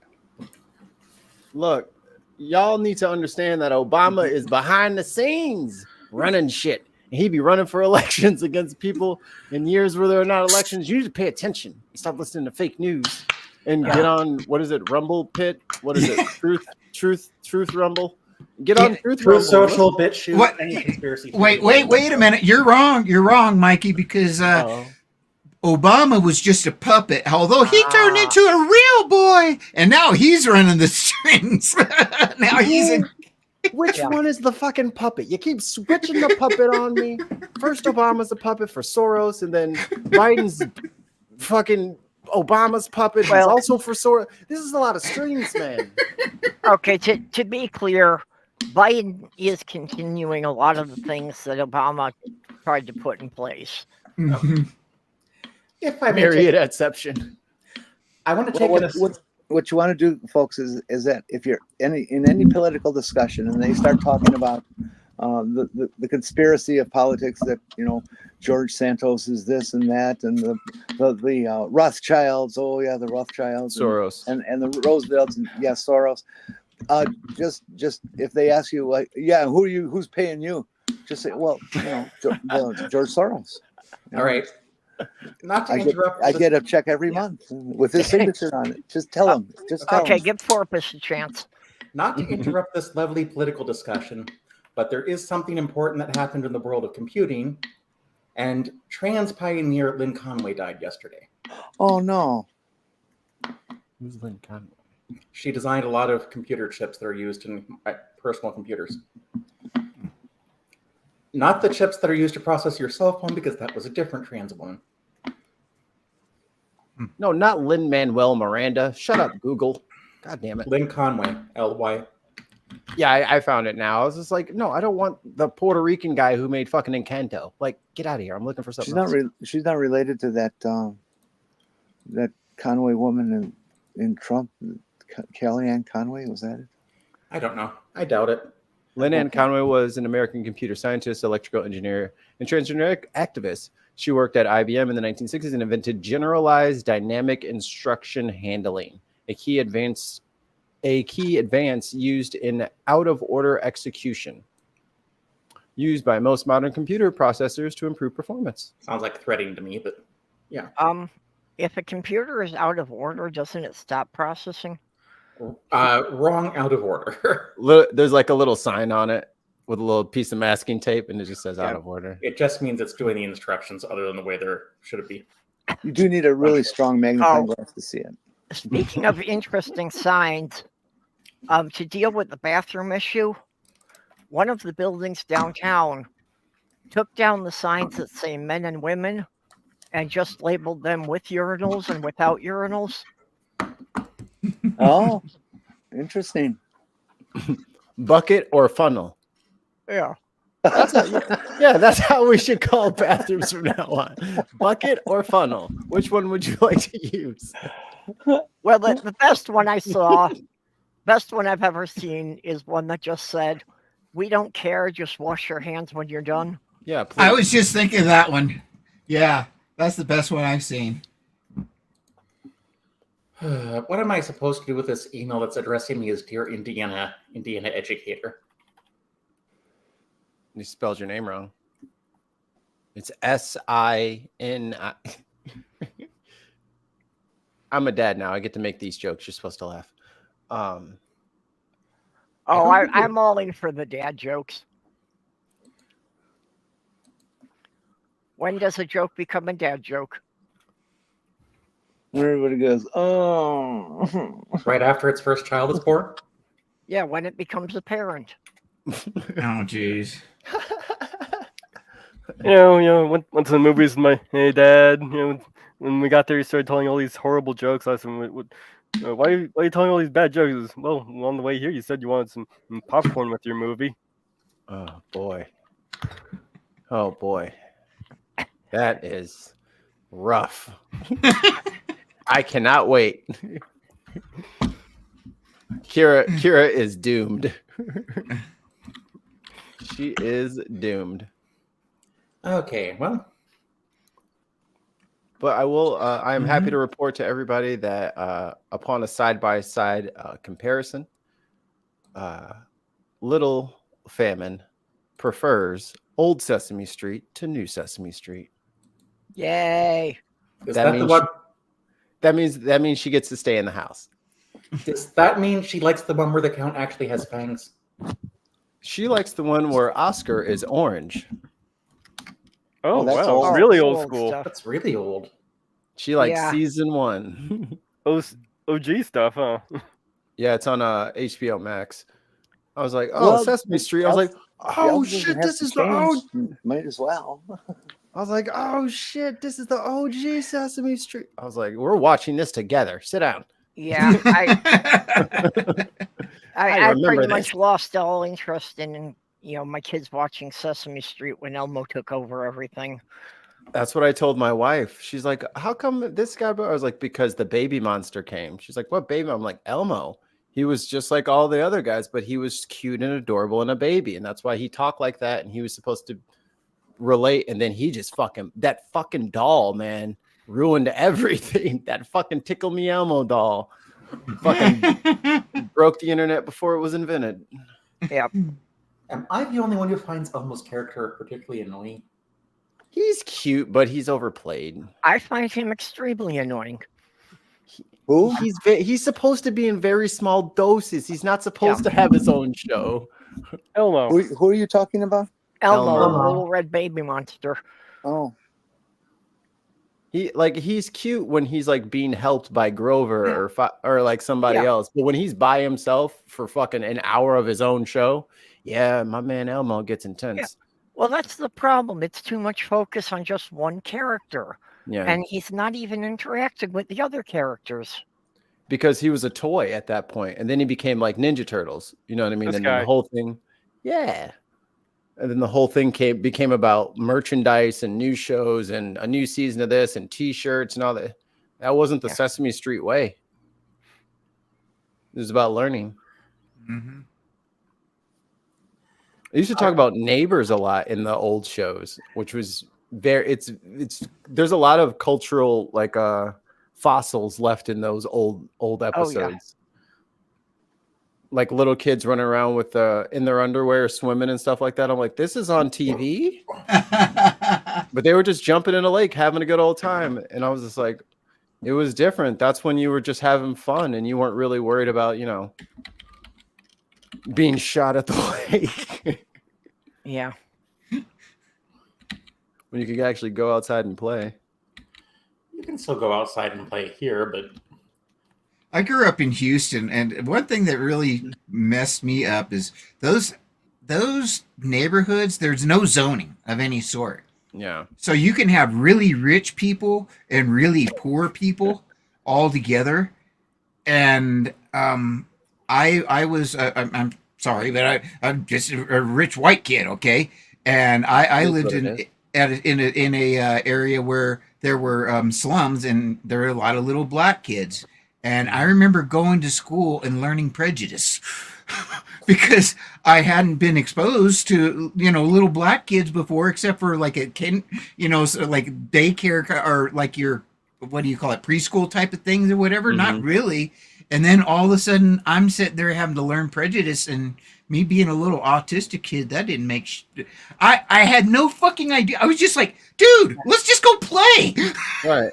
Like what? Dude, pass the ball. Right. Yeah. And a lot of the little black kids were like, dude, pass the ball, And then, but it was the grown-ups putting all that pressure on us. And that sucked. I hated that. I had the same thing. It's like I didn't care what group they were supposed to be from. If they were willing to share the toys, we're good. Yeah. Oh, that kid has a transformer. Oh, I don't care if he's got fucking spikes sticking out of his face. That's my best. he's cool.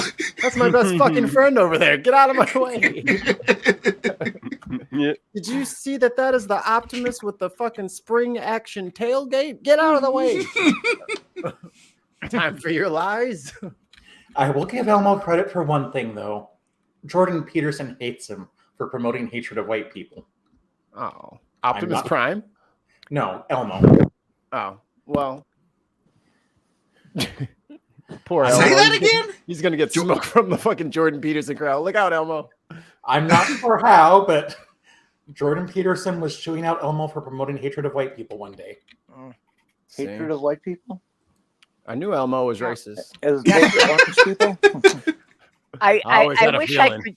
I wish I could draw, because I get all these great ideas for, like cartoons. I just can't draw anything. But yeah, one of them was that Elmo with an All Lives Matter flag. well, no, just I was thinking of like Optimus Prime walking into the base, and somebody saying, I think you stepped in something, and he lifts up his foot and scrapes a couple of people off his shoe. Oh, gross. Midwesterners. I can say that I live here. They can go squish. Hey, I continue to do everything I can to get Canada to annex the upper Midwest. Purple, you've been saying that for years. Your campaign sucks. We are no closer to being part of Canada than we were when you started this campaign. I need you to redouble your efforts. We need political asylum. I'm trying to, but it's like every time I talk to the Canadians, all they do is apologize for not acting on it yet.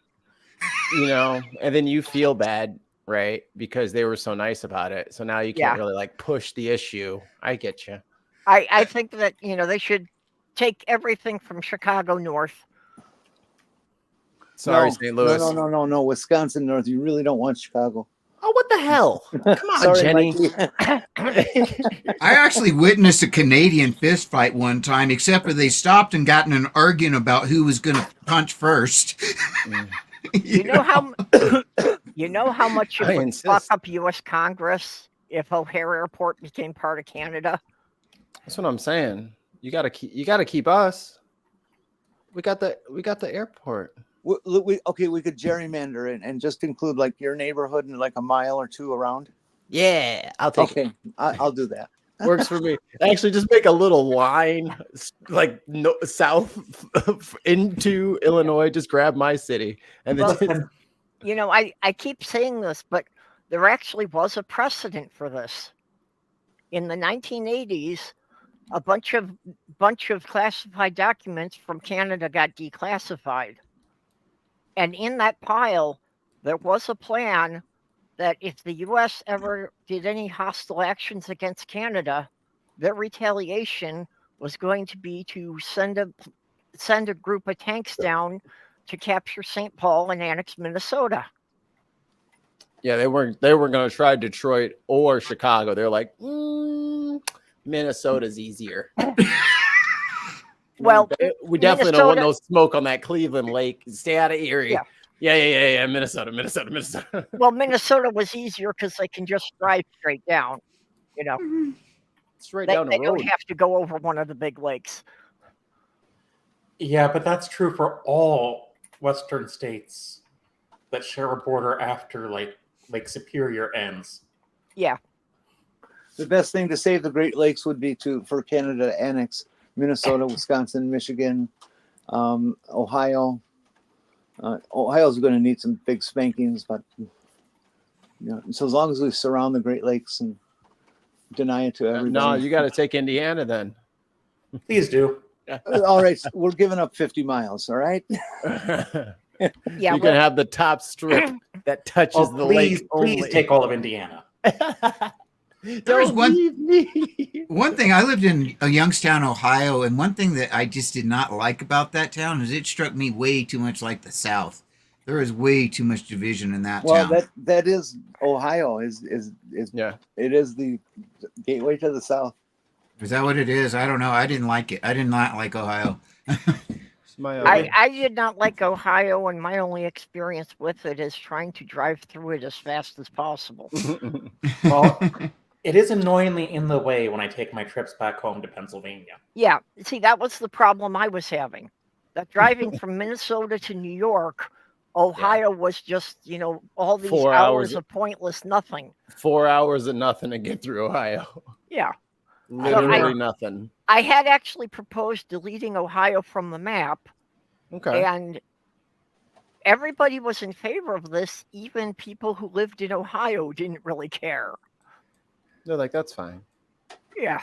It's very tribalistic there. Even like your Jewish people live with Jewish, in Jewish neighborhoods and stuff like that. It's very tribalistic, very segregated. And if you happen to go in those neighborhoods and meet people, they're all wonderful people, but then they just hate each other. But once you get to know the people, they're great. It's just really weird culture. This just in.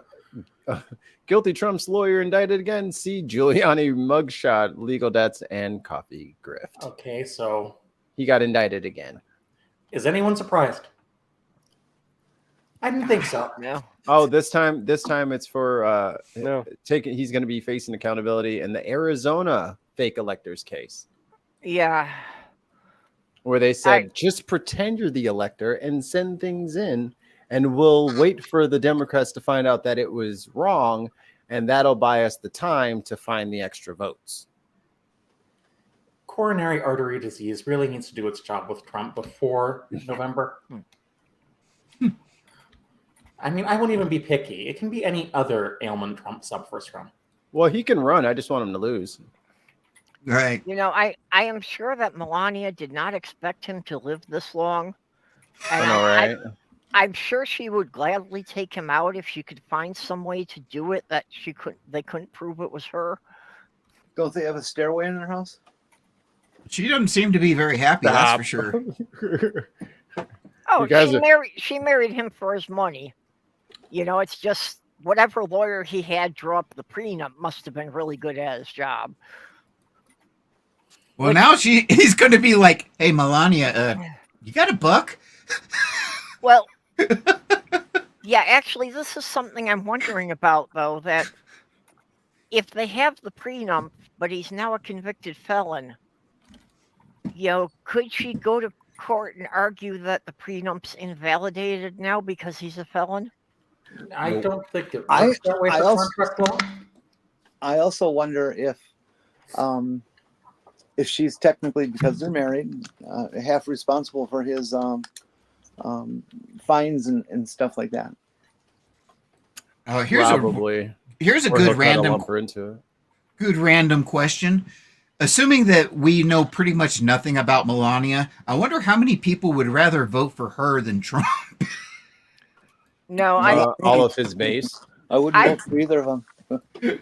I think Melania needs to be charged with defacing a national monument for what she did to the Rose Garden. What did she do? Took out all the rose bushes and put in a lot of paving stone. Oh my word! Wow. Were the stones shaped like roses at least? Nope. Just square stones. Wasted opportunity. Purple, I beg your pardon. She never promised us a rose garden. Now, see, You gotta manage your expectations. well, that's the thing. I already know that when somebody promises me a rose garden, I realize it's going to have thorn, aphids, and need rain. You're right. Well, you're right. We're not going to take that from you. But I don't think the rose garden counts as a national monument. Do you think America should get rid of presidents and move to a parliamentary system? No. Nah. I think that there's a hybrid that could be developed between American democracy and parliamentary. What would you swap out? I think the debates are the debating is the most critical issue. That they have a much better system where the leader In England's case, the prime minister gets down there and in the trenches and argues for whatever they're pushing. I also think they're not where they basically somebody's speaking on the floor and nobody's there. I don't think they do that crap. I guess I would also like to see a situation where instead of all the voting sitting with the local people in their precincts and stuff like that, why couldn't you say vote a slate of electeds from each district, of 3, 4, 5, however you want to structure it, and then out of those winners, those highest scoring people, You're talking about ranked choice. The parliament or whatever body you're going to have it selects their members from. That we tell them who you can have, and they pick the ones that they actually want out of that. Is basically. Because I think we'd have more fallback. Because like now, like everything for our system is so top heavy. Like the president wields so much power by approving bills. You can get a lot of bad work done in a short amount of time if you got a good pen. Like. Well, they do need to limit executive orders. What they've been expanding presidential powers for the last 50 years. Oh yeah, which is stupid. And like they talk about eliminating the filibuster, I don't think they need to eliminate it.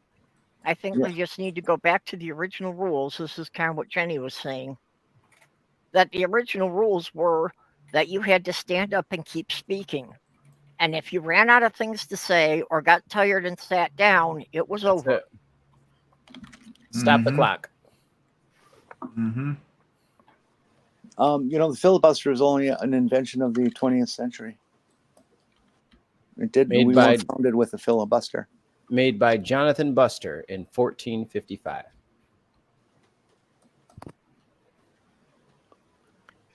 Mikey, I've never met you before. Oh, I'm something else. My bad. Oh, I'm Dave. Mikey is one of the gods of the internet. Yeah, Mikey does all. Don't tell the internet that. Mikey does all the production stuff for our Neil's shows. Oh, okay. Oh, cool. I've met it before. Yeah, so everybody, we need guests. So I'm going to put a bug in your ear, Purple, and all the rest of y'all's. If you're on streams and stuff like that, and you know that there's people who haven't been on yet, we have a little calendar set up. Me and Neil both have it pinned on our Twitter. We need some guests. So send us some fresh meat, will you? Has David Eve been on? I was on about 3 or 4 years ago. Yeah. Yeah. I might have been there. Maybe I was sick that day. Let me see. I was on during his first season. Yeah, that was pre-Mikey. Yeah. When we started, we had Apostate Babe Linda James. If you haven't had her on there, you should. She's an ex-Jehovah's Witnesses who just does a Saturday night chat, discussing how to help people get out of a cult. Who's that? Apostate Babe Linda James. She was here when we started the show. I don't know if she's still listening. You better be listening. Yeah, Mikey, I can send you a link to her channel when the show is over. Okay, thank you. Let's see. You could get Titan on. Oh yeah, I used to do a moderator. I used to do a lot of atheist stuff, but now I'm pretty much quit doing atheist. I sometimes pick it up, but mostly I'm doing autistic content stuff on the spectrum. Yeah, actually, Mikey, if you get Titan on, I've got the perfect title for you. What you got? Titan Set Loose. Titan Unleashed.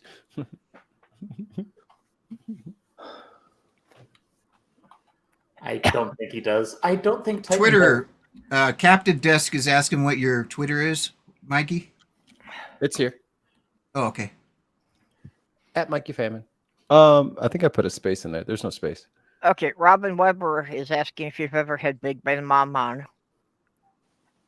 I don't think so.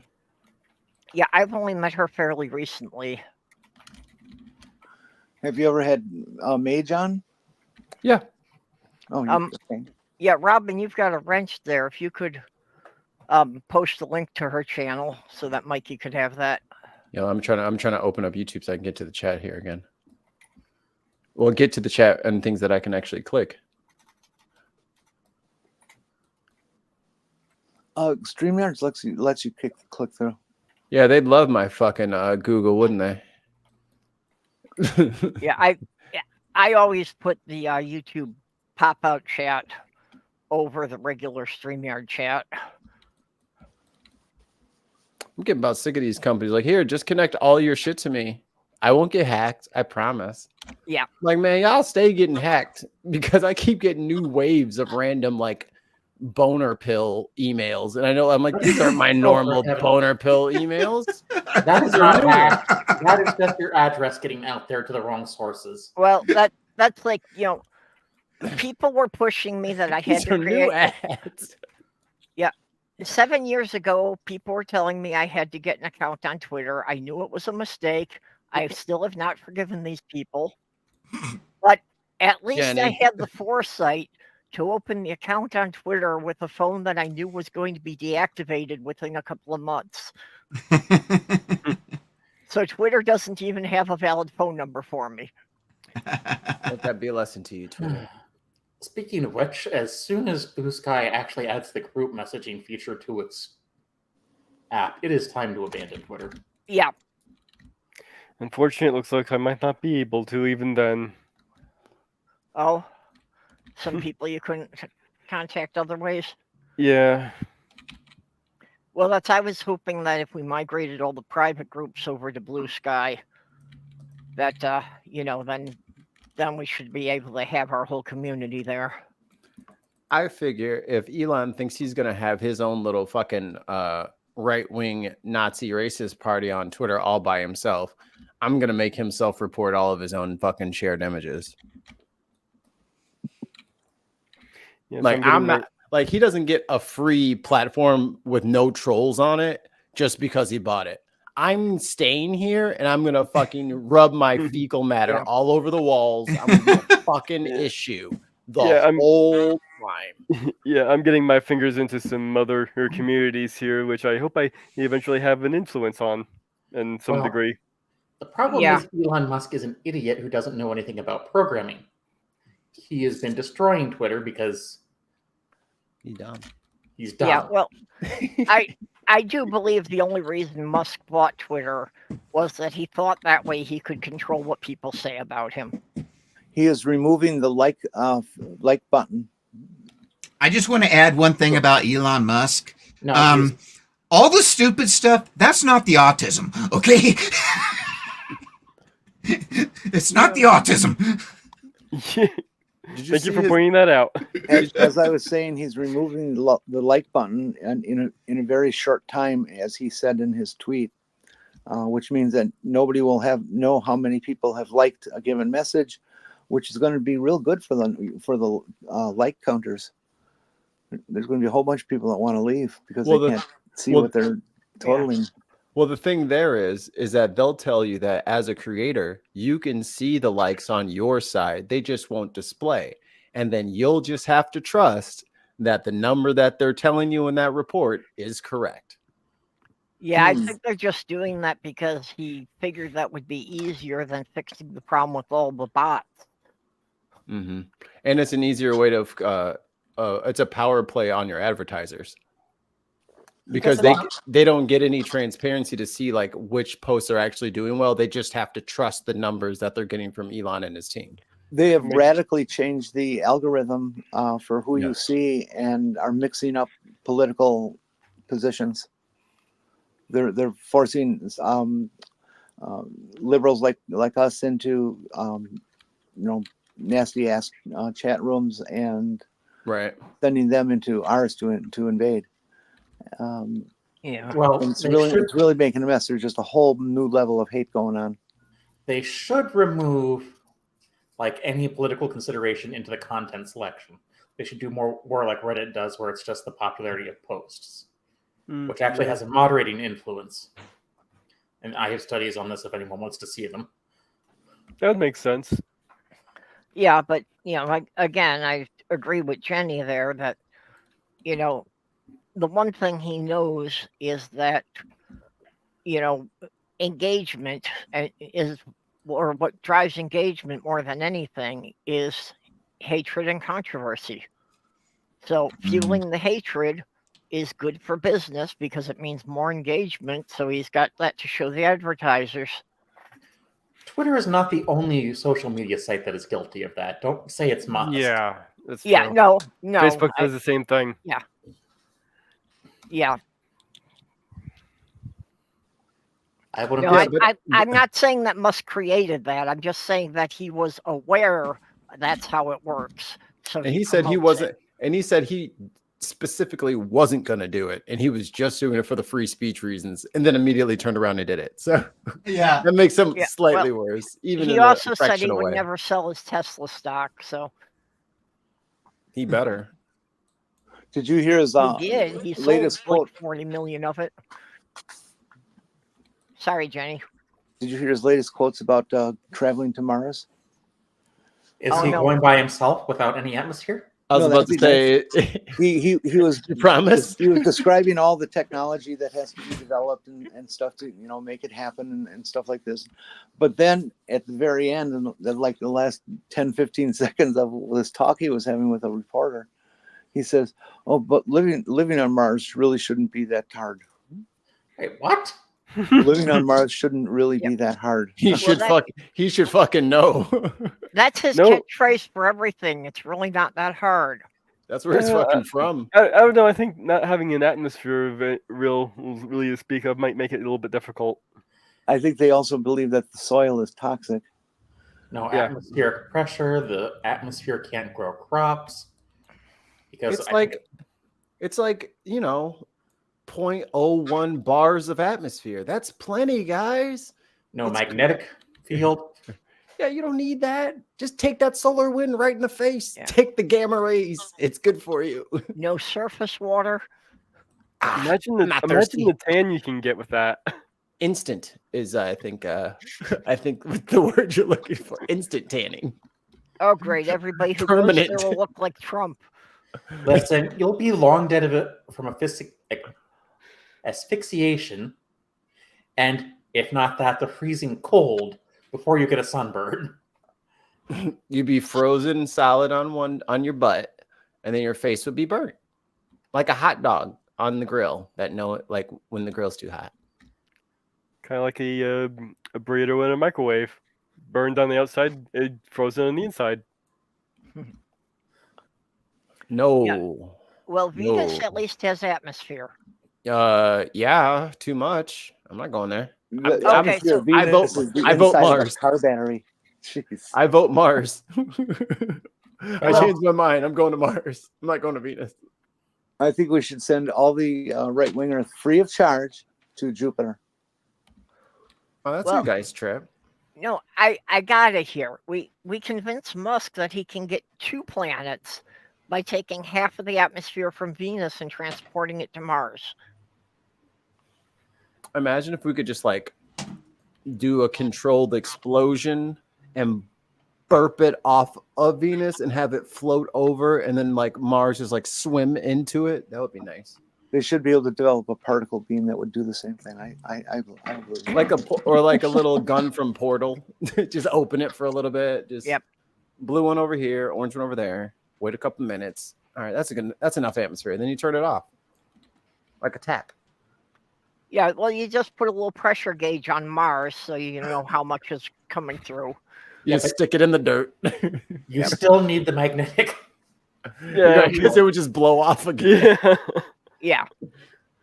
See, what you would need to do is get an iron asteroid and crash it into Mars, or somehow get it to the core. I was thinking of ways of getting a dead core moving. I can't think of anything short of explosions, which would just shatter it because it's so cold at this point. So what if we just laser beamed it from the surface?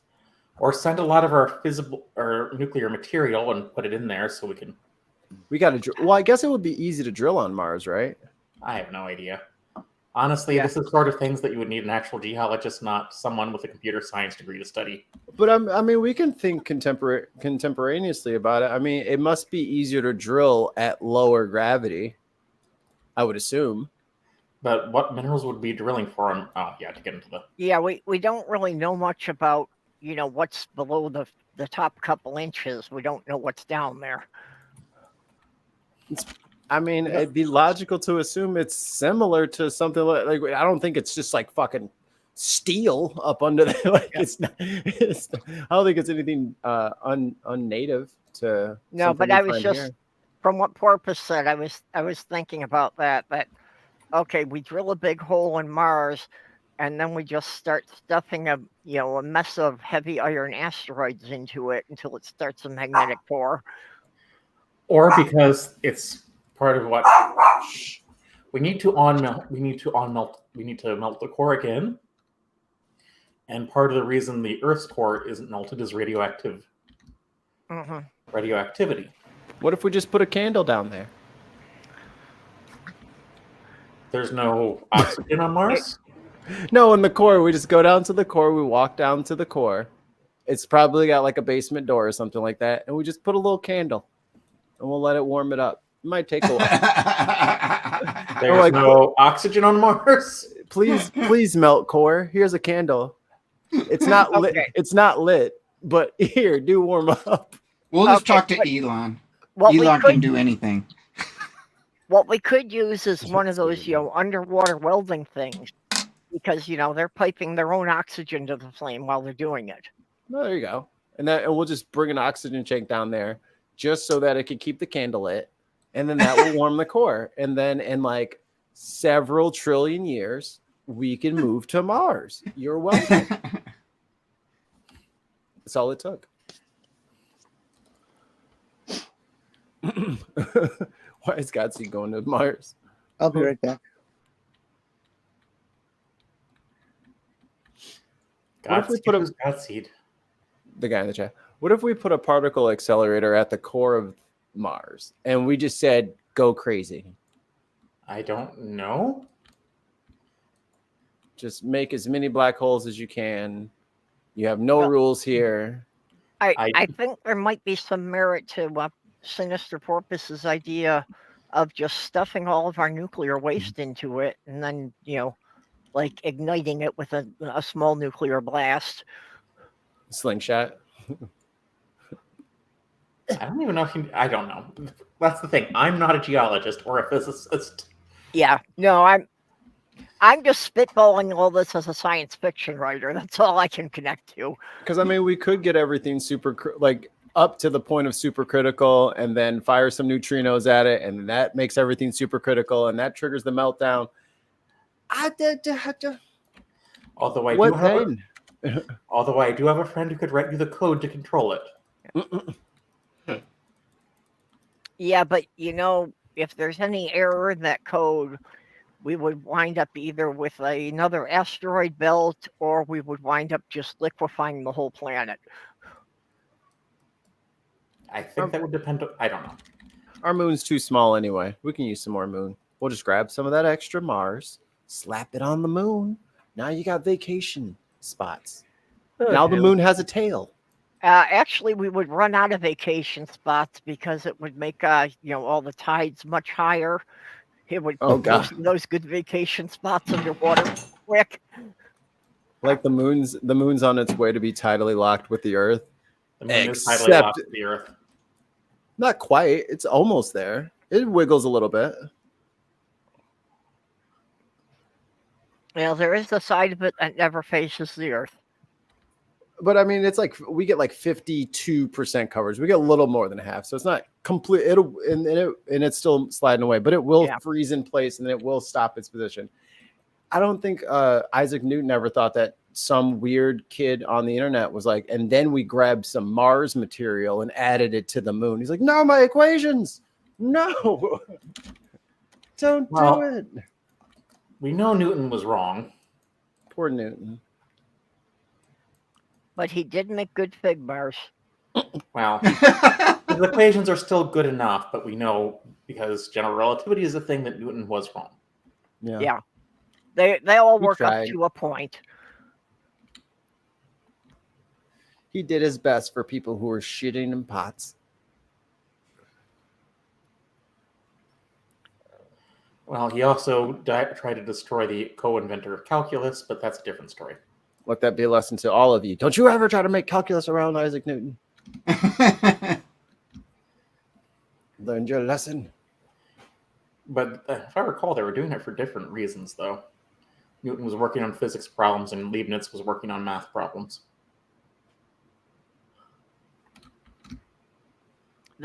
Sounds like that's kind of like arguing,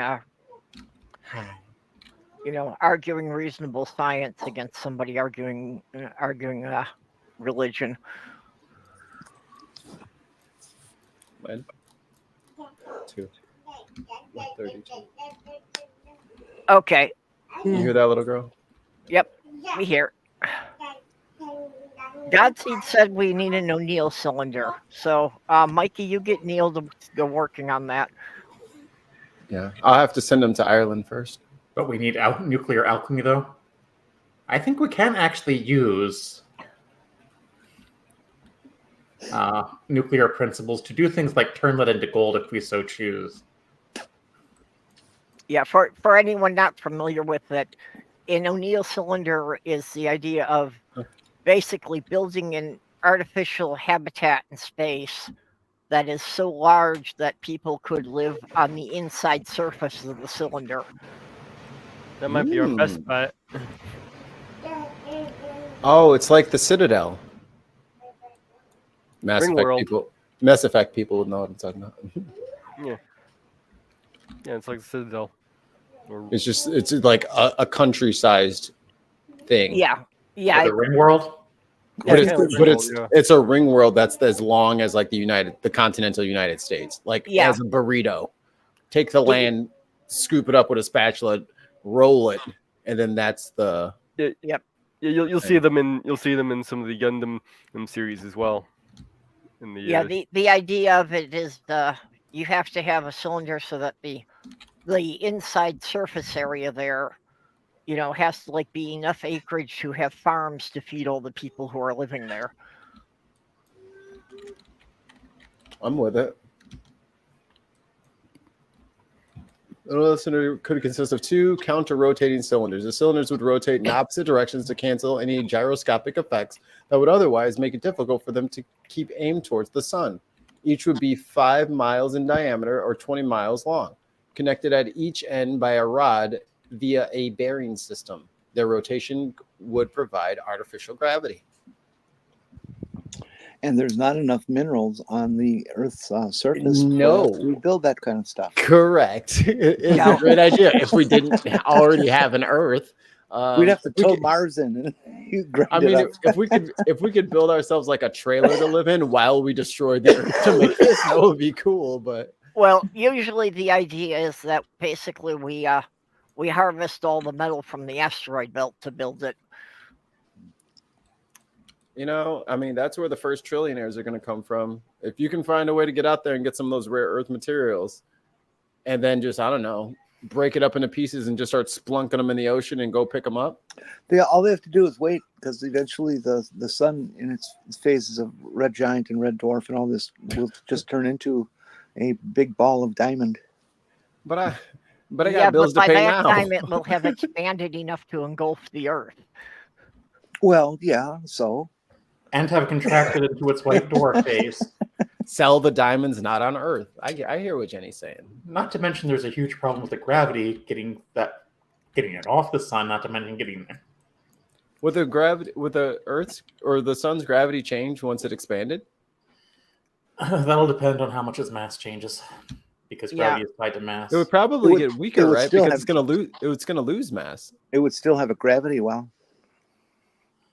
The point is, the gravity well is still going to be much larger than the Earth's. Way. Yeah. On the order of like thousands of times at least. Billions. A couple of fictional examples of what we're talking about with the. Okay, thanks, mate. The outside of it, and then we have the internal of it. I think it's a different one, but yeah. So people can visualize it. But that would be kind of weird that you look straight up and you see another farm. Yeah, that would be strange. Well, so we wouldn't have a sunset. We'd have a farm set. Well, it depends on how big it was. Yeah, actually, some of the designs I've seen, there isn't any transparent areas. It's just the land all around. And basically, they've got a lighted rod through the center that acts as the sun. Yeah, I've also seen ones where they have an artificial sky. So, if you're on the ground, it still looks like, they got sky above you, no matter where you're sitting. Well, and these would be big enough that they would actually be generating their own weather, so you would have clouds forming in them. In fact, you see that in this one. There's clouds right there and white little patches. Yep. Yeah. What section of it would turn into Tornado Alley? Literally an alley. Over on 3rd Street. Yeah, it's just a fucking F5 going down there. I was like, don't go down there. They usually have that under control with machinery. Save that. Our Saturday LGBT show is about alleys. According to the internet, when the sun expands, it's going to blast off some material, and that material is going to cause it to have less mass, which will weaken its gravitational influence. Okay. Yeah, if it blows off some of its mass, the gravity is going to always be directly proportional to whatever mass it has. Damn you, gravity! You yelled at the sky. Now, is that going to be the same kind of mass as they have in Catholic Church? Correct. Okay. Tsunami, if Tapioca Weasel had been here, he probably would have run away when we talked about giving Mars a magnetic core. He wants it to have a magnetic core too. The only way it's going to get a magnetic core is for it to liquefy again. Oh, there's Russian subs in Cuba. That's cool. Yeah, there's a Russian sub, and we've also got a fleet, like a small fleet following their support fleet.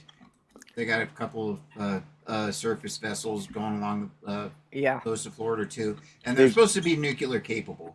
They've brought their little a hyper speed vehicles on the ships. They're hypersonic missiles that supposedly we have nothing to stop, so they could take out the whole East Coast if they felt like. Oh, yeah, I've heard supposedly. Well, on that note, Canada, we need you.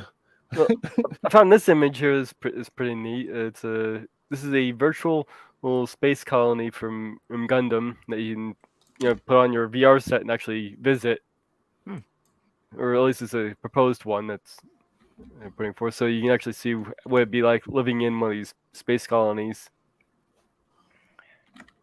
Would that be like that video Gundam style? Yes. This is a virtual reality thing where you're in there in the space colony environment. I got you, John. Thanks. Okay. I need to be wrapping it up here, or at least I need to leave. I mean, unless Mage is willing to keep running it. Well, we've almost at 2.5 hours. So we can wrap it up. Yeah. Okay. So, well, Mikey, why don't you tell us what you've got coming up? Tonight, we're not live anymore, so all of our stuff is coming out. Make sure you're sub to the channel, Ben Podcast Network over on YouTube, and I'm doing a lot of client work. Started up Mikey Famine Productions about 8 months ago. So yeah, I'm busy. I'm doing production work, so I do video editing and create music for clients and take their old video stuff and make it look good again, and boring computer stuff. There is no computer stuff that is boring. I you know what, you're right, because I did end up watching the highlights from the XL World Championships. Yes, there's World Championships in Excel. The first time I put a oversized PostScript document into a laser, an Apple laser writer. It took 2 days to process. So that wasn't any fun. I wish I had a producer. The only thing wrong with my videos is, I mean, they suck.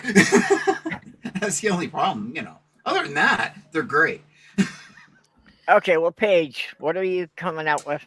At 6 o'clock this evening, I will be doing the autistic page on TikTok, YouTube, Kick, Instagram, Facebook, and I'll be talking about pathological demand avoidant autism.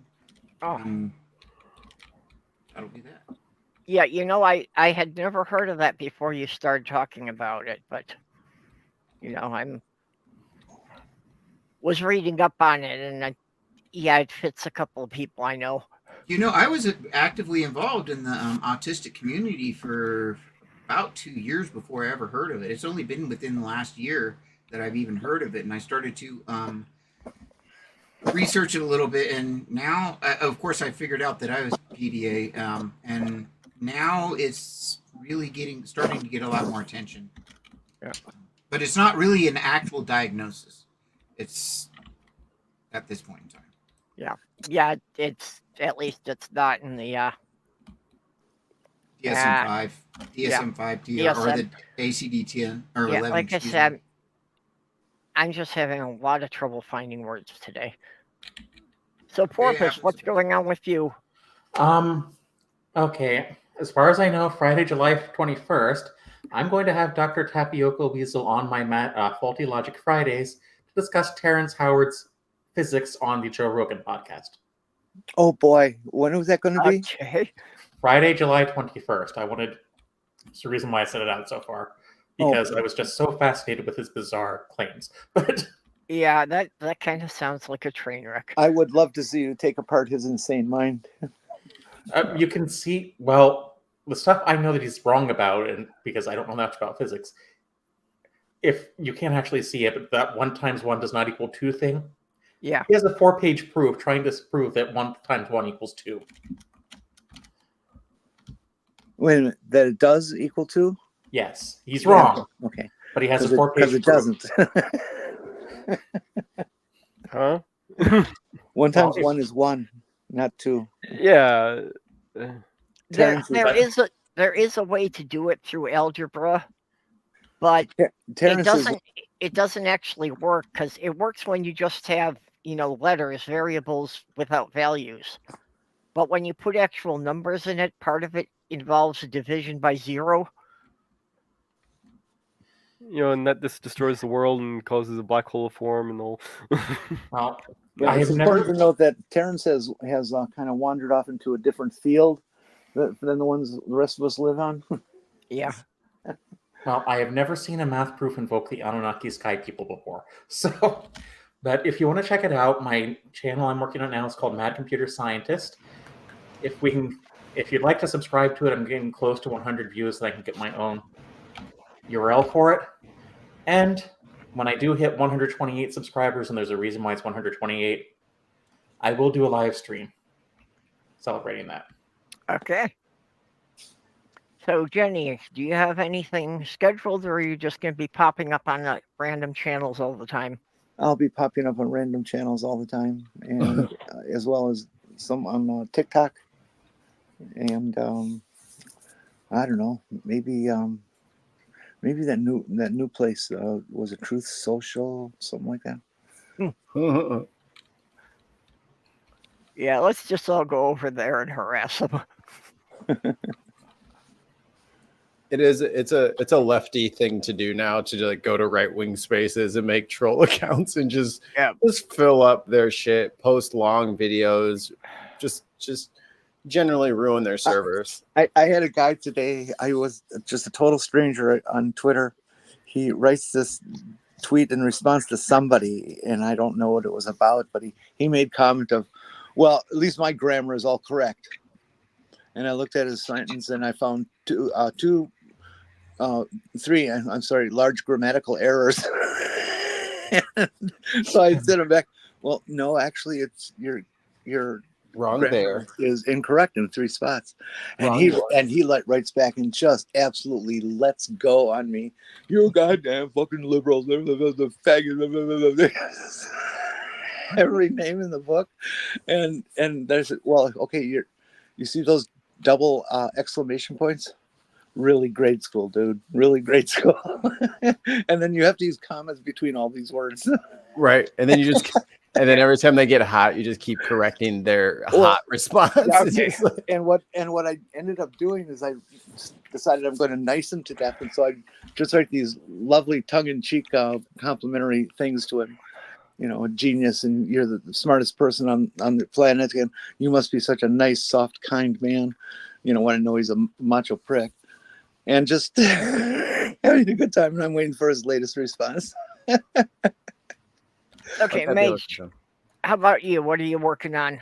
Oh, I've got some stuff working on. Well, I just released another garden tour recently, and I just finished a script on photosynthesis. And so I'll be releasing. I do need somebody yelling out water, and preferably a male voice. And I'm working on starting a new channel, which I've been sitting here kind of working a little bit on the script for the first video this whole time. A little bit. I'm glad you'll be able to shed some light on photosynthesis. I think you should start a new network, not just a channel. It could be the garden. It could be Garden Hub. You know, it's not about gardening. This is going to be more pop culture stuff. Oh, yep. I was hoping for a porn hub about vegetables or something. Okay, well, That for would make Veggie Tales more interesting. every Saturday in June at 5 Central, 6 Eastern, we are going to be doing a special show about LGBT-related topics. This week, we're going to be doing a show about allyship.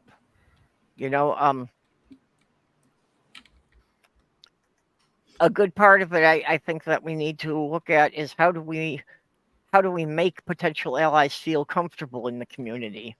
Because unfortunately, I have seen a lot of cases where we tend to drive them off. Yep. It was a good quote from Daryl Davis. You can't beat the hate out of a person, but you can love it out of a person. Yeah. And of course, we will be back every Wednesday at the same time, 2 p.m. Central. And I know I got those shows set up for the next couple of weeks, but I don't remember which topic it. Oh, yes, I do. Next week is going to be Juneteenth. Yeah. Yeah, because June 19th is when it's most often recognized.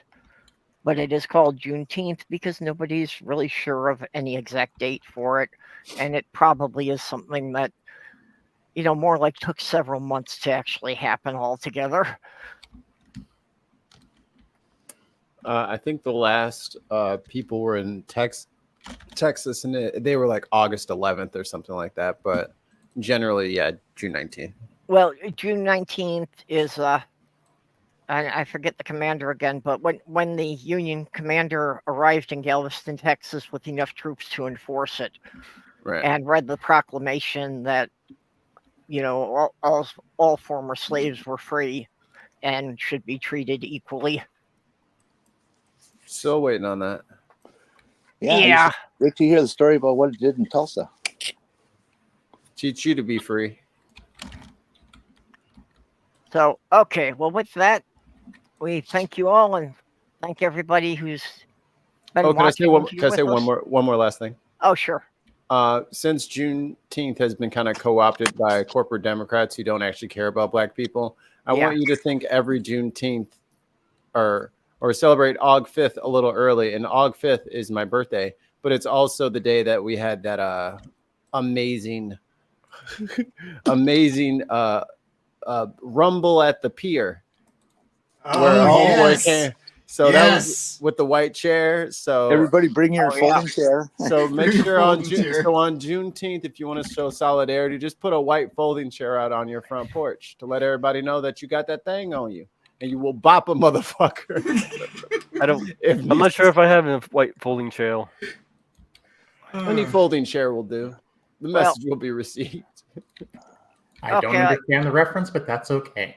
I I'll- don't know. I'll I, get the I clip don't for you. think displaying it is enough. I think that you need to use it to go and, just hit some white and title folk with it. Nah, y'all ain't locking me up. I'm gonna keep that thing on me though, just so people know it could be you. Okay, well, with that, we will bid you all goodbye. I have to go upstairs and check on the girls. Be trans, do crime, don't get caught. Be excellent to each other, and so long, and thanks.